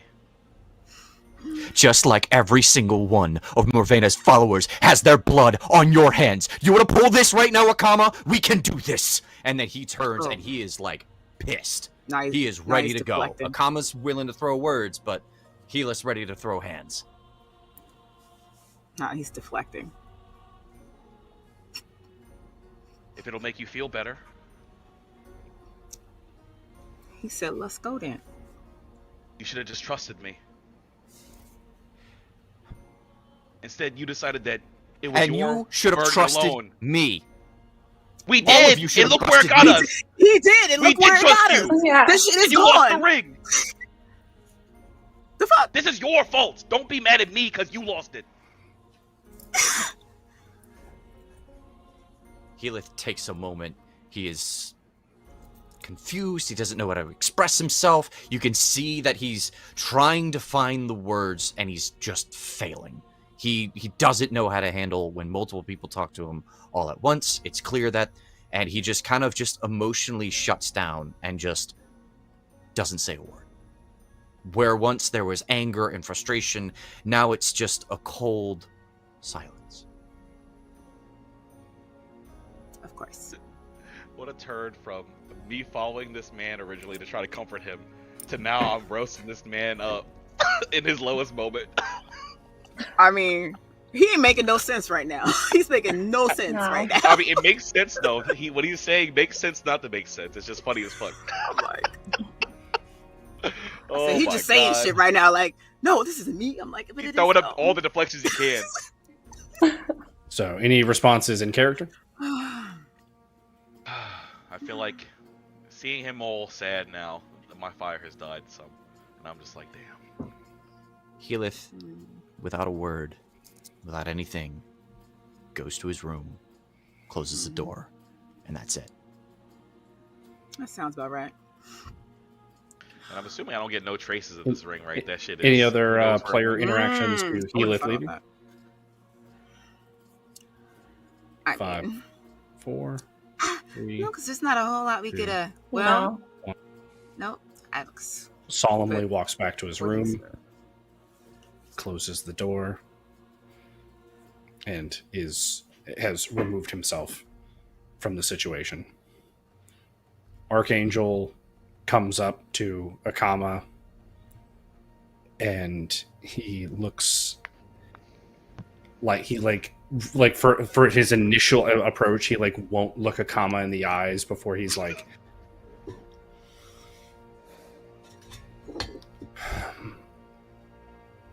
I think I trusted the wrong person. And I can see that was short-sighted of me. I have made a lot of decisions in my life, but they've always been easy because it's just been to help those in need. And I haven't ever had to make a decision that I would call hard. So I'm used to looking to others for that. And I think I looked to the wrong person, Akama. I'm sorry. I think that's true. Are we all still here? Except for... We're like in the courtyard.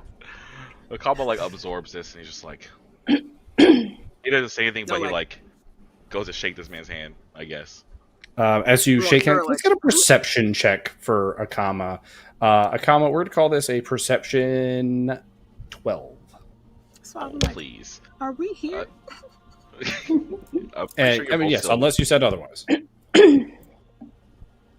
I will re-roll that joint. Oh, yeah. Okay. I have my once per session from perks. Damn, I should have did that shit earlier. Fuck! Fuck! God! God! Wait. What's my perception? It's only a 2. Damn, boy. Yeah, not quite as Not well. even with the light. You're So I was two. I don't know if I'm there or not. Unless you said you left, you're here. So I didn't leave. No. Yeah. So you shake hands, and Archangel nods and goes, "Thank you, Akama. I think I'm going to be looking to more of your leadership if you'll tolerate it. For now." Alicia, look. What exactly do you mean by that? I just looked to the wrong leader before, and I think that's... And you know what? I don't think that is correct, and this is why. You, and Akama, he asked me if he should trust you. Now, it was very black and white with him. He said, do I trust him or do I not? I told him to always be ready. And he took that as, I'm not going to trust him then. But just now, when all of this happened, and he looked to me, it wasn't you. And I let him know it wasn't you. But here we are. Somehow, he asked the wrong person. And I told him in that moment, if I hadn't said anything, if I would have just said, okay, whatever, he probably would have shot you. Defending but your honor. Told him to not.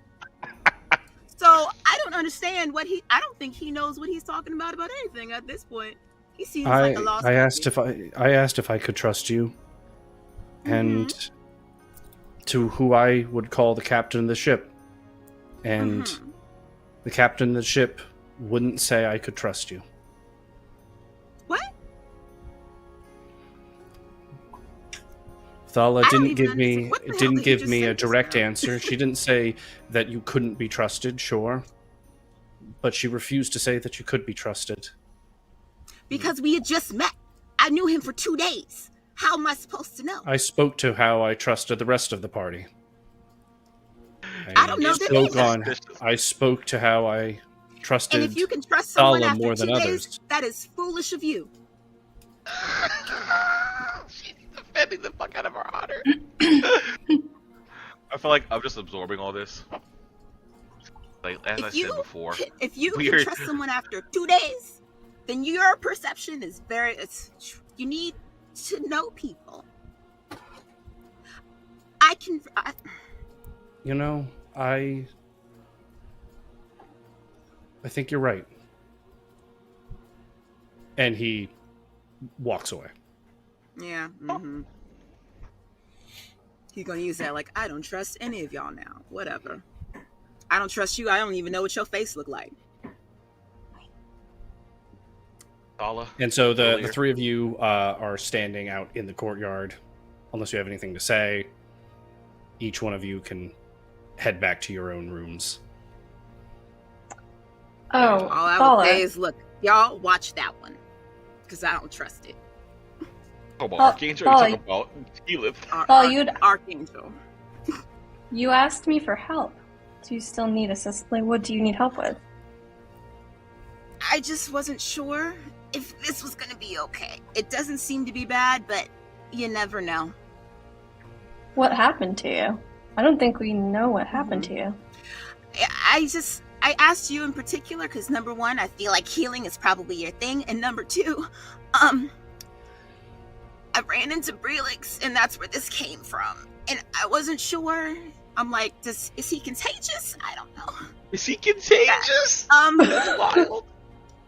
So, I mean, I feel like that's a fair question, but also, while we're on that subject, there was another Brelix out. Another Brelix? Well, it wasn't him. There wasn't two of him, but there was someone else that looked like him. He had the same, like, he had the horns. He had like he also looked like he was super dry and covered in ashes. There was two of them, and I thought it was over for me, but he attacked Brelix. I don't know what that was about.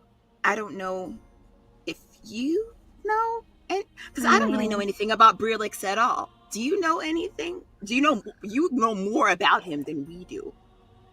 If you if you know anything that could help. I mean, I knew Brelix the man,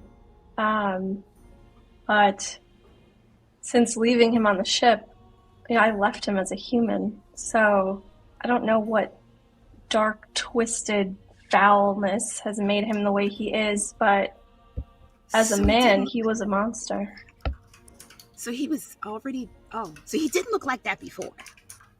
No, this isn't the Brelix that I knew. On a side note, you, Adam, you said before that Brelix doesn't give off Upsilon magic vibes. Correct. Okay. Well, maybe the other Brelix, I guess, could have been someone else on the ship? Someone that he knows that maybe you knew? I think Yeah, it's I'm trying to possible. remember what else he looked like.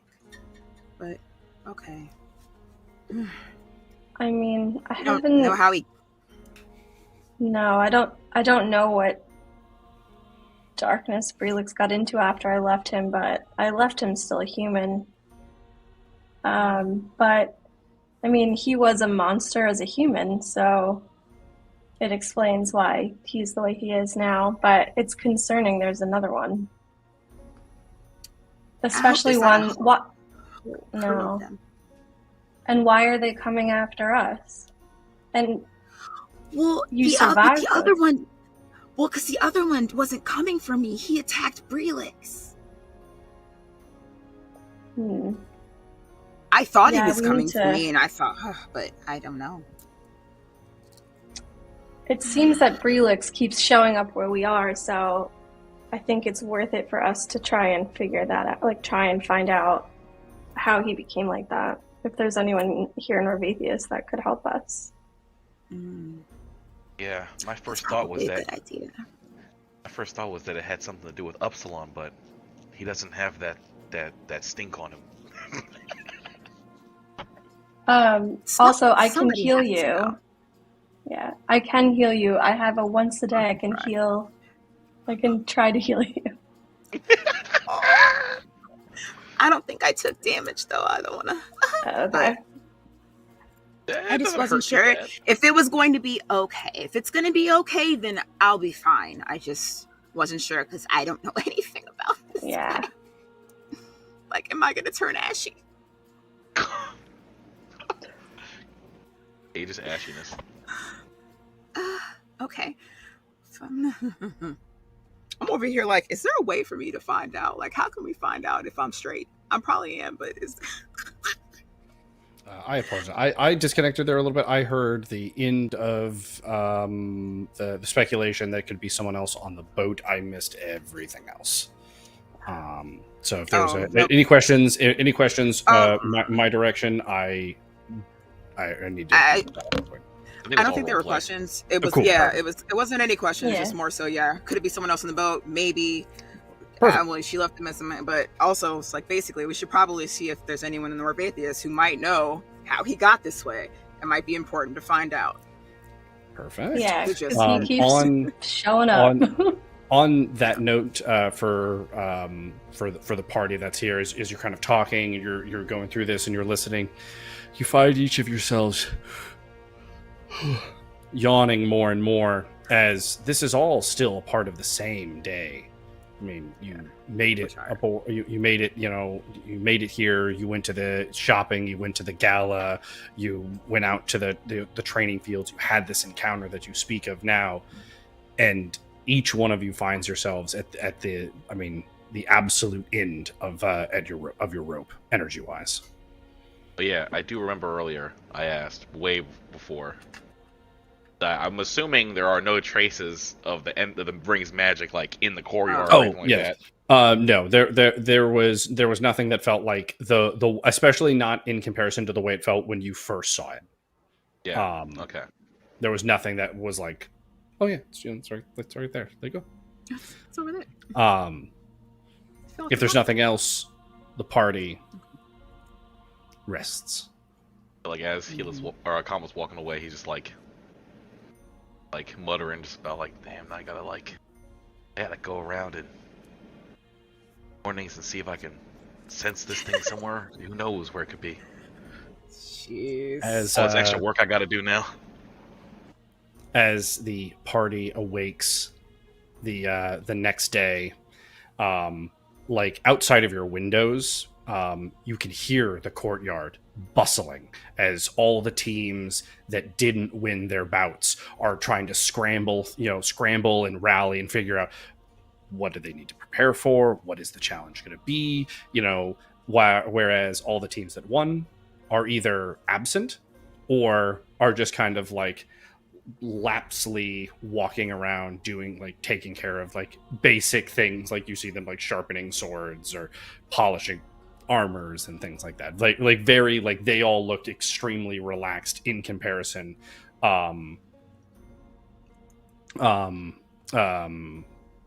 just extremely relaxed in general. as the party kind of each comes out of their rooms, there is one door in the team house that is just open. Inside of the room, inside the room that was Archangel's, it has been cleared out and is empty. Oh, this man left? Oh, wow. Yeah, of course it is.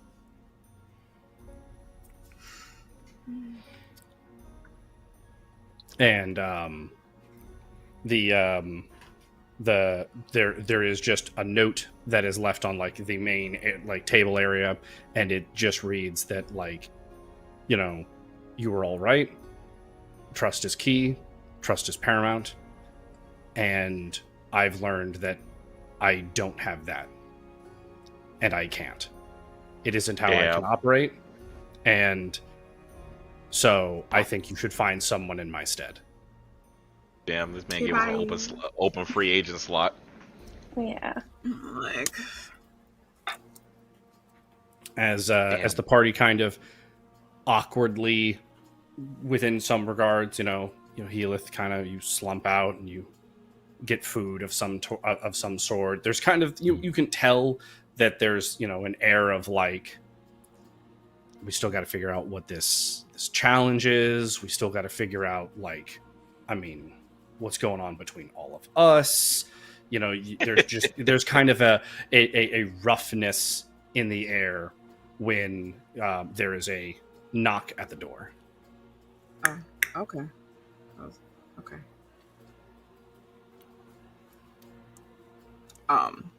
I guess I'm gonna answer the door. Perfect. As you head to the door and open it, you would note that it is one of the members of the Knights of Morrow, the team representing Orvatheas, or the country of Orvatheas.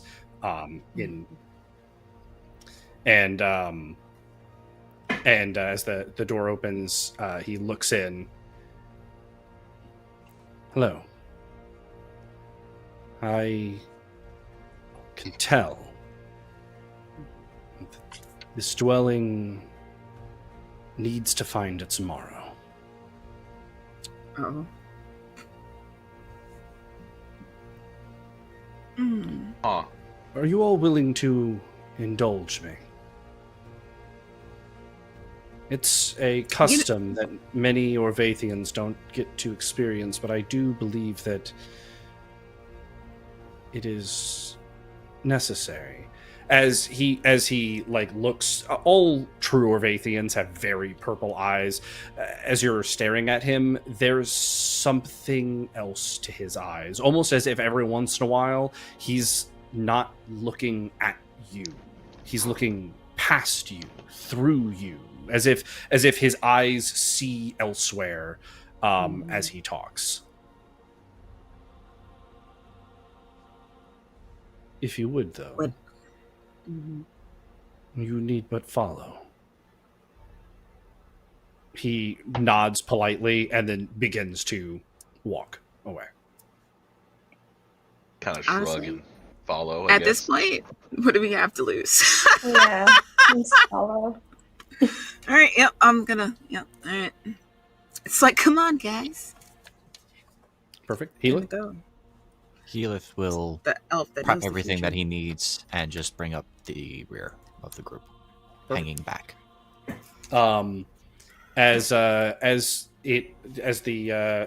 Knight of Morrow begins like walking through the city, you see the level of reverence that just the city in general places on him. Like crowds split as they all want to be able to stare and like pay a respect. You see sometimes, like as he walks by, people place small little like waxed symbols with like writings upon his armor. They seem to like glisten for a bit before they almost absorb into the plate itself. As you exit from the busier streets into the more private like sanctuaries of the city of Orvatheas, you note that there are churches to many different deities and libraries to the religious arts. Like they truly deeply study anything religious, especially those that are seraphic.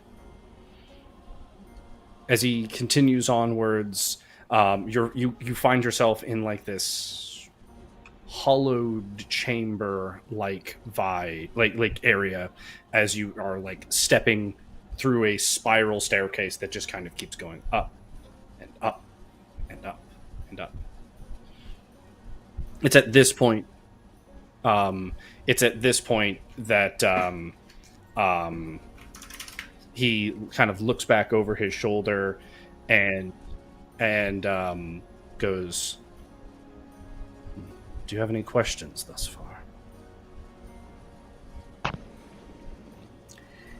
I feel like Oh, there's this so was a many house questions. No. I thought this was a he's house left. blessing, but we're not at the house anymore. I mean, there's so many questions. Where are we going? How did what did they put on you that absorbed into the armor? There's so. It's just too. As you reach the top, you find yourself at this spiral design that leads towards this brightly green glowing crystal, and everything up here just feels so tranquil, as if removed from the city. The hustle, the bustle, everything. The other thing you notice that as you stand on this platform, you don't remember an archway to get to it. And as you continue walking, as he begins to speak to answer some of your questions, you find that you reach the center, and then all of a sudden you're just on the outside rim again, walking back through the spiral. Firstly, I am Sir Valen. I am one of the Knights of Morrow. The scrolls that you saw, or the seals, if you will, are well wishes for the future. The path of Morrow is to continue ever onwards. It's knowing that tomorrow comes, but you have to move into it and accept it.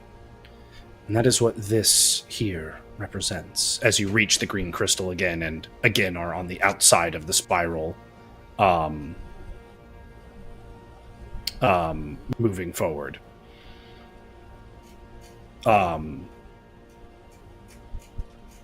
So as you're on the outside of the spiral and moving forward, I think it is important that each of you experiences this, as it's easy in this world to be brought down by your grief, your sorrow, by the pain. But there's a beauty in the fact that there's always tomorrow. And again, you hit the green crystal and reset back to the edge. It's allows some things to be, well, to feel trivial. I brought you here, though, because I think in each of you there is something that speaks to the importance of there being a tomorrow.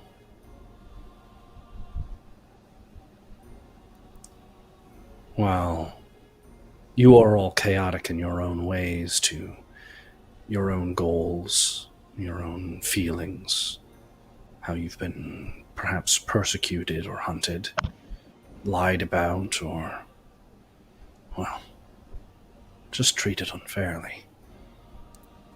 There's something about just pushing to the morrow. And again, the green crystal and reset.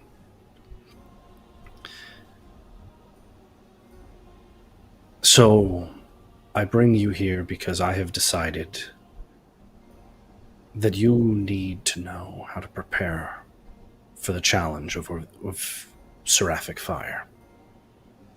The challenge here in Orvatheas.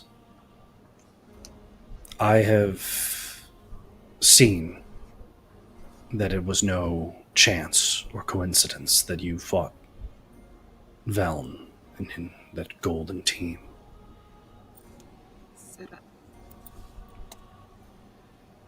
I've also seen that you are all, each of you, touched by something or someone in this very tournament who wants a far darker tomorrow than I care to see.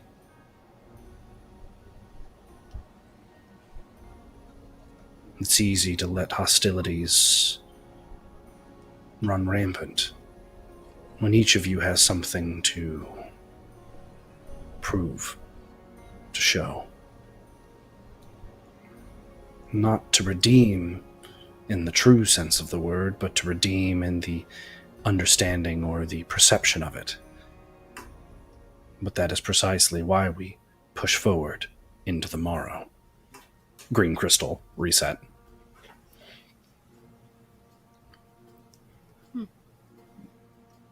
You're going to have to prepare for the challenge of seraphic fire. That is, we will be placed into demi-planes of the gods that are watching. You will need to know how to navigate these planes, as the teams will be split up into groups. Each group having to deal with their own challenges that their demiplane presents.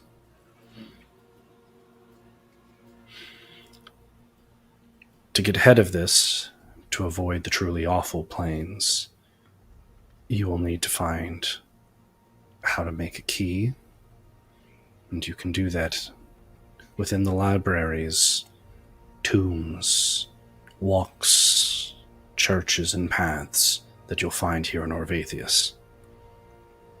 If you can find a key to one of the more pleasant realms, that is the realm you will be assigned to.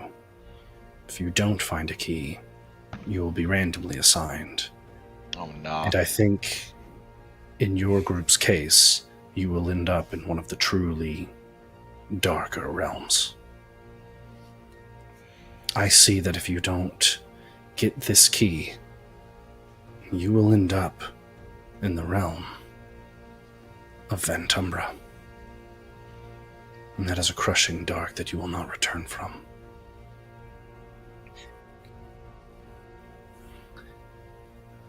I see that ire has been placed upon you.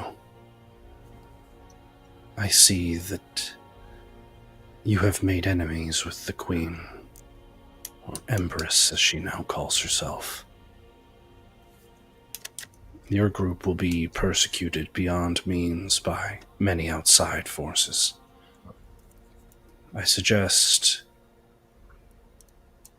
your bonds become tighter, lest tomorrow not come. Green crystal, back to the edge.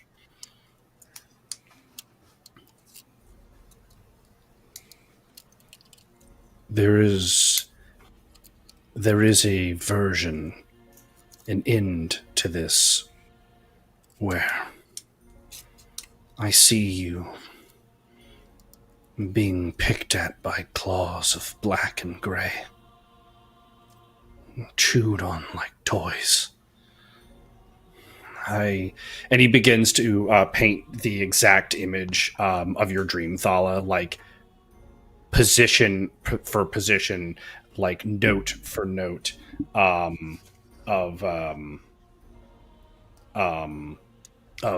just detail, etc. That was in your dream. Like, you're like, this is what I told you guys. This is exactly what I told that.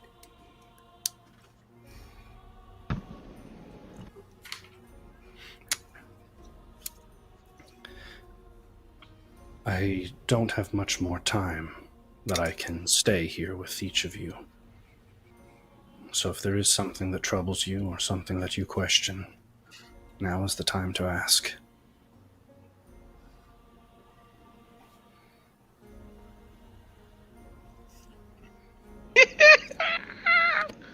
Who wants to go Healeth. first?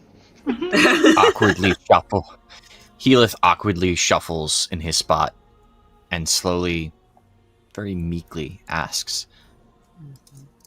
"Why does the Phoenix Court keep coming after me?" That's good. Through some of their magics I cannot see.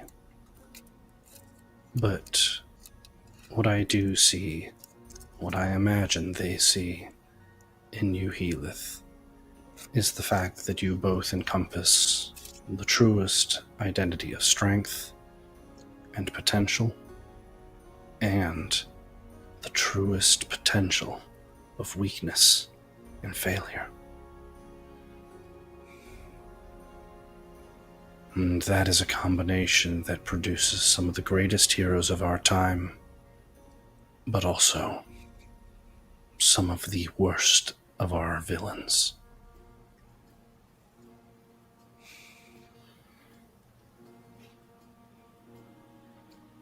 I feel like he says that and a column makes a fist like, God damn it, Dad. God damn it. He said, you're an easy target, bruh. Don't let them do it to you.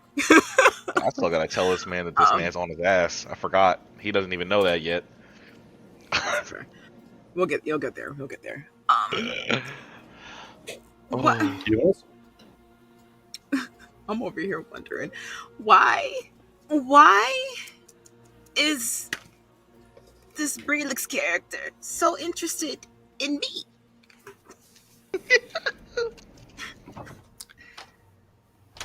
I believe in your heart, you know, Brelix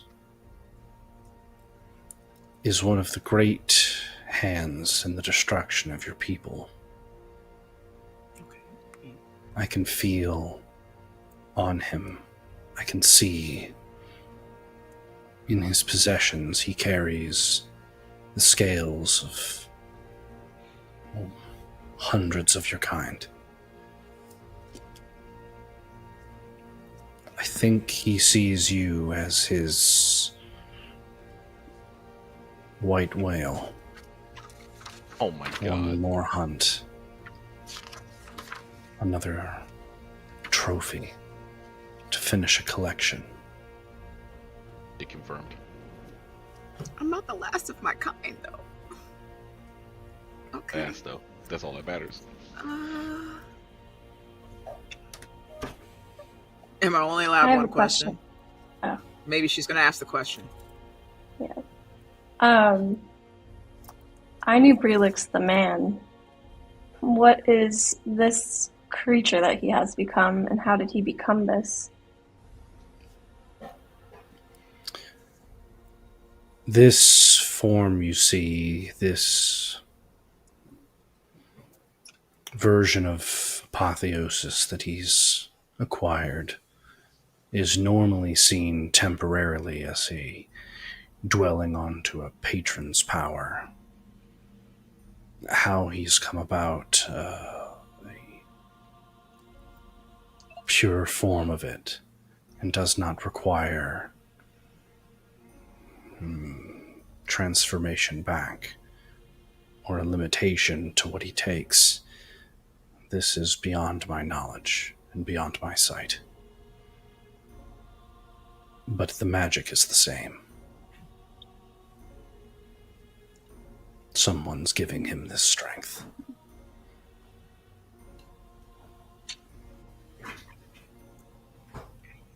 So, damn boy. Something like who? We don't know. We don't know the song. Akama's like, I came to this tournament trying to find a way to help my people. I thought that our devotion to the matron rewarded that maybe she could save us, but I don't know if that's the case. Does someone exist that could save us from Upsilon? This is not through my sight, as the only thing I see is the fact that she has long abandoned your people and cares not. He's crushed. Devastation washes over this nigga when you say that. Oh, damn. She cares not for the reality that you live in, nor the result of her action. This nigga is in trouble. Shambles. Oh! For people like yours, in a way, people like mine, there are always answers. Vacuums can be filled as we push into the morrow. Green crystal edge. He's just like, God. listen, originally I was gonna be like, could Morrow help us? Let me have your god. Give Oh me your my god. god. Give it to me. I think most of all, Akama, you should pay attention to the teachings that you'll find as you prepare for the Seraphic Fire Challenge. Within the walks of knowledge, the breaths of religion that you can find here, there are many faiths that can do your people well. This nigga said, I gotta go shopping. Gotta shop first. Do research. You gotta do research.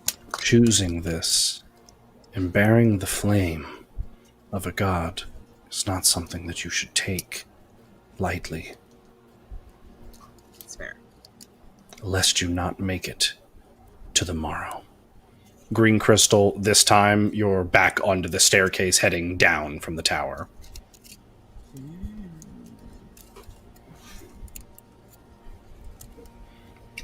This is where I have to part from you all. You will know the way back from here. I see that you returned well. I must continue my penance. I have but 1,000 more laps to do. Oh my god. And he nods, and then he disappears. Green crystal. Back to the edge. I'm gonna see about setting up a church tomorrow when I get back home. Oh my god. You supposed to be doing the research, bruh. He basically was like, look here. Choose for yourself. Don't choose mine, What's bro. that? Don't follow. Nah, he Don't look at you know my he did? answer sheet. I'm gonna go and Don't look at- do the research, but He came down and was like, I feel he sorry helped for me. y'all. and fuck Morvenna. Aw. He just told you straight up. Yeah, she don't give a shit about you, bro. Yeah, fuck yo. That makes sense though. She literally did not come around. She could have done anything. Niggas is falling out, sad in my area, man. Her son tried to murder her. I don't know what you want. I don't know what you want. That's true.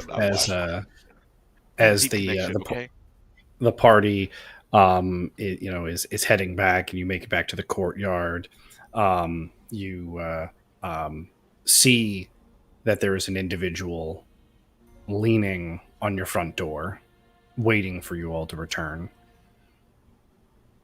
Oh, is this As they from a distance, you can't tell who they are. They quickly become easy to understand as they stand up straight and step out of the shadows. And Brelix is waiting. What the fuck, Oh, yo? yay. Can he attack us where we are at this point? No, you are inside of the Rivedon barrier. I thought so, but shit. What do you want?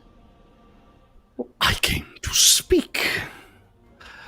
I wanted to know if you remember Mistkeep. And he looks at Mina.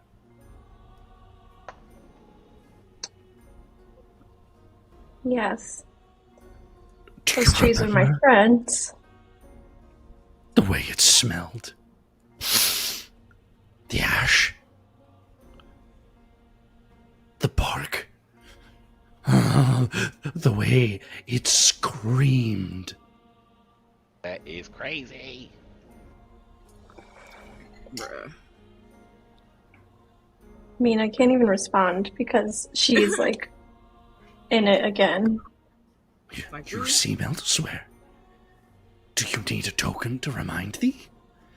And as you're kind of out of it, you feel something tap against you, and as you look down, it's just a piece of a treekin that you knew, just burnt to sunder, and it looks like Brelix's teeth marks are in it. He'll just use it to chew on in moments of boredom. This man crazy as hell.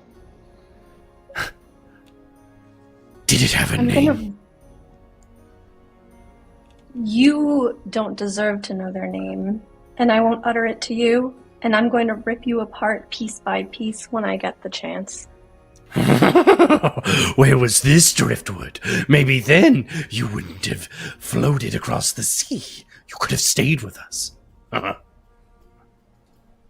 would never stay with ravagers and pillagers and destroyers of forests. I'm glad I left you. I call it gnarl bark, because you can. And he bends down and picks it up, because you can gnaw on it. Oh my god. This man is crazy. Crazy. Mina is enraged and just like destroyed at the same time and just like crumples to the ground. She doesn't know what to do. Oh, driftwood. Nah, I'm gonna pick her up because we ain't gonna do that. We ain't gonna show him that. He gonna stand Yeah, the fuck up. I'm stepping in the way. It seems like It's like no, my little ma'am. 5'8" body, No, ma'am. We're not gonna do that. We're little not gonna do 5'8". that. Get out the way. Leave Helis. my friend alone. Helis Real is quick. going So Thala is stepping over to Mina, so I can get that. Akama, you're stepping forward. Yeah. Healith, you're doing what? Healith is going to take the tip of his halberd and stab it into his foot. So We're in the neutral roll zone. a calamity. We're in the neutral zone. You can't even hurt yourself here. That's crazy. I don't think he meant his own foot. I think he meant Relix's foot. No, Brelix's foot. Oh, okay. I thought Yeah, that's what I thought. Yeah. As you go to act in aggression, you find that your halberd just like moves to the side, and like your polearm like kind of clips you across the face and impales itself into the ground, and like it like tremors, and with no words, you feel warned. He said, "Don't do that." Disc, we are in neutral ground. No attacking here, so little puffed up man can relax. And he like taps your shoulders, Akama. He's like, "Get your fucking hands off me." Don't put your fucking hands on me.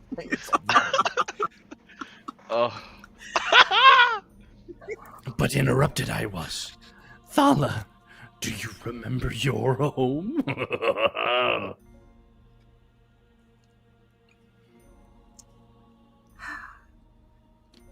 I remember the home that I had. I don't remember the home my people had because I never got a chance to go there. Oh, so sad. You know who might have? And he grabs a bag, and you note it's the bag that he like threw to you, that you threw back at Bruh, him. I want to like knock the bag out of his head. I'm done with this bullshit. I'm not hitting him. I'm hitting the bag. Yeah, that's fine. You hit the bag out of his hand, and it just like the contents go spilling everywhere, and it's just fish scales and fish And scales. I'm like at fish that point. scales.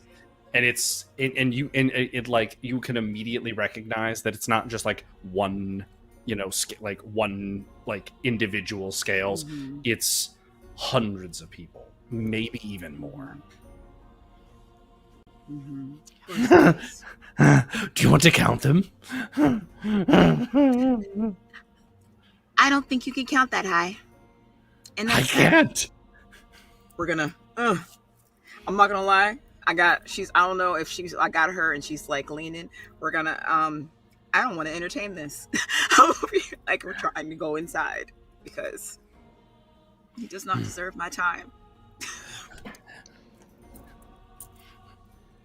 So that he doesn't stop. He doesn't even try to stop like the two of you as you're going in. And so he's just looking at Akama and Healith.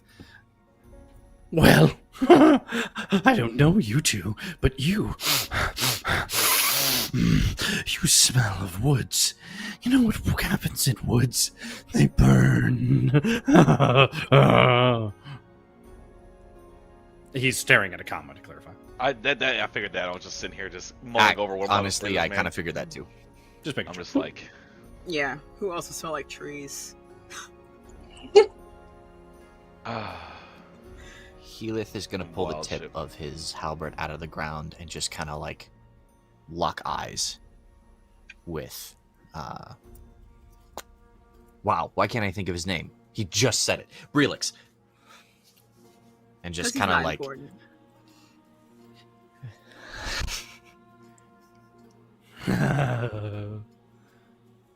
when me and my friends are through with you, you'll wish that you will have wished that the Shrike took you.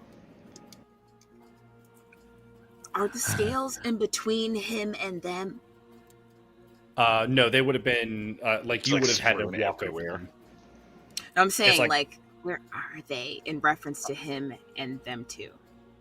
Are they like in the middle? No, they wouldn't be. Like you would have been in the middle, and then you hit them off. We'll say like you backhanded them, so it went off to your left. Brelix's right. So you would have to step over a few of them as you're heading towards the door, but for the most part, yeah, that's kind of they would not be between. Here, so I'm like, so if I set her down and I went back and tried to like pick him up, is he gonna see me? You wouldn't know unless you tried. It would have to be a stealth check, yeah. I have to look and see because in my mind, never mind. Yeah, I'll say that later. I want to see if he can After see I say me. that, I'm walking away because I just cursed this man horribly. To a horrible, horrible death. So like Mina, Thala, like you like are like opening the door, you're heading in. Akama, you said that you're stepping by Healith. Give me 2 seconds, so we'll get your reaction. He turns as he hears the front door open, and he goes, "Driftwood, I could have done worse." Oh man, can I curse this guy out in Entish? Of course you can. Hit him with one of the extra long cuss words again. Just words, it's fine. Let me hear it. What do you got? Oh man, let me see. Oh, ooh, it's a ooh. Well, That's a curse in Entish.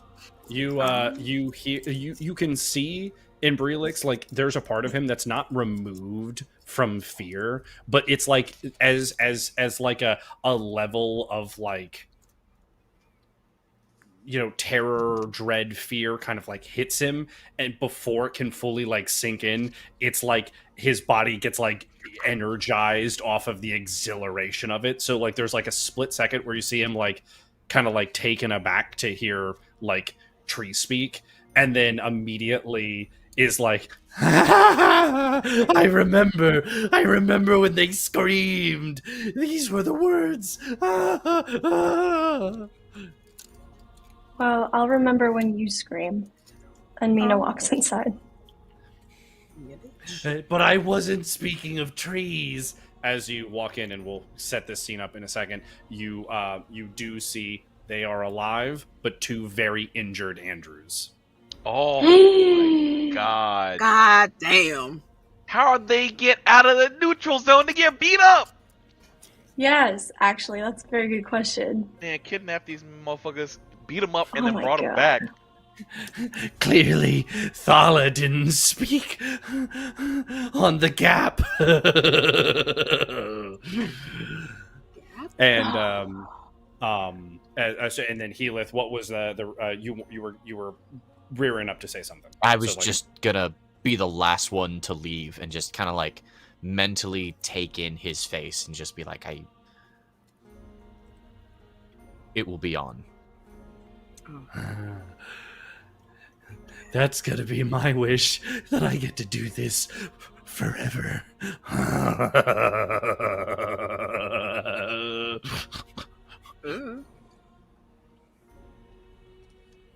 Without turning my back on him, I back up and close the door in his face.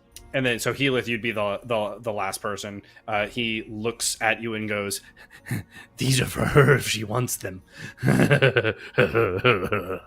And he heads off. Moves. Gotcha. And he gestured to the fish scales on the ground. I kind of figured he was talking about the fish scales. But yeah, the two Andrews, they're like, you can tell where he like picked them up and like tossed them around, sunk his claws like into them. Like he did no like he didn't break limbs or like anything like permanent, but he just scarred them. Like they are going to have these scars probably forever. Like everything he did was just a purposeful tear, rip, slice, etc. Well, won't the spiders like help that shit? Oh yeah, they're vampires. I mean, they're We'll see. kind of vampires. You'll have to see if embracing vampirism is enough to fix the scars.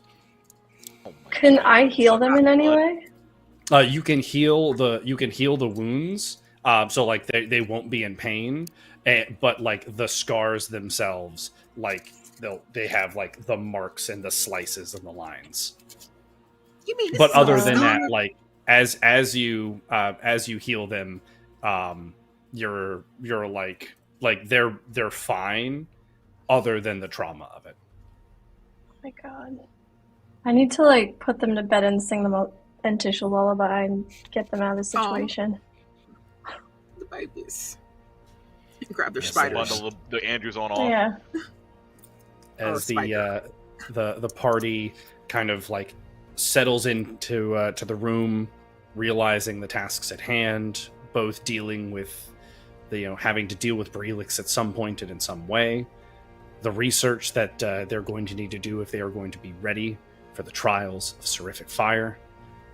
They know that a plan has to be hatched, and if they're going to win, they have to do this together.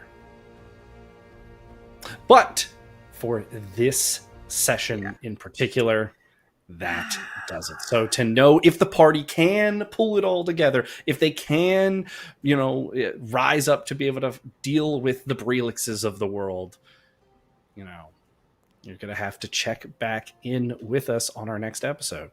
But to those that watched live, we thank you very much. Those that caught us after the fact, we love you just as much. As long as you're part of the show and you're here with us, we enjoy it, and we hope you'll love the content every time. So until we see you again, bye-bye. Have a good one. Bye. Yay. Still alive. No one died. Lucky. He said lucky.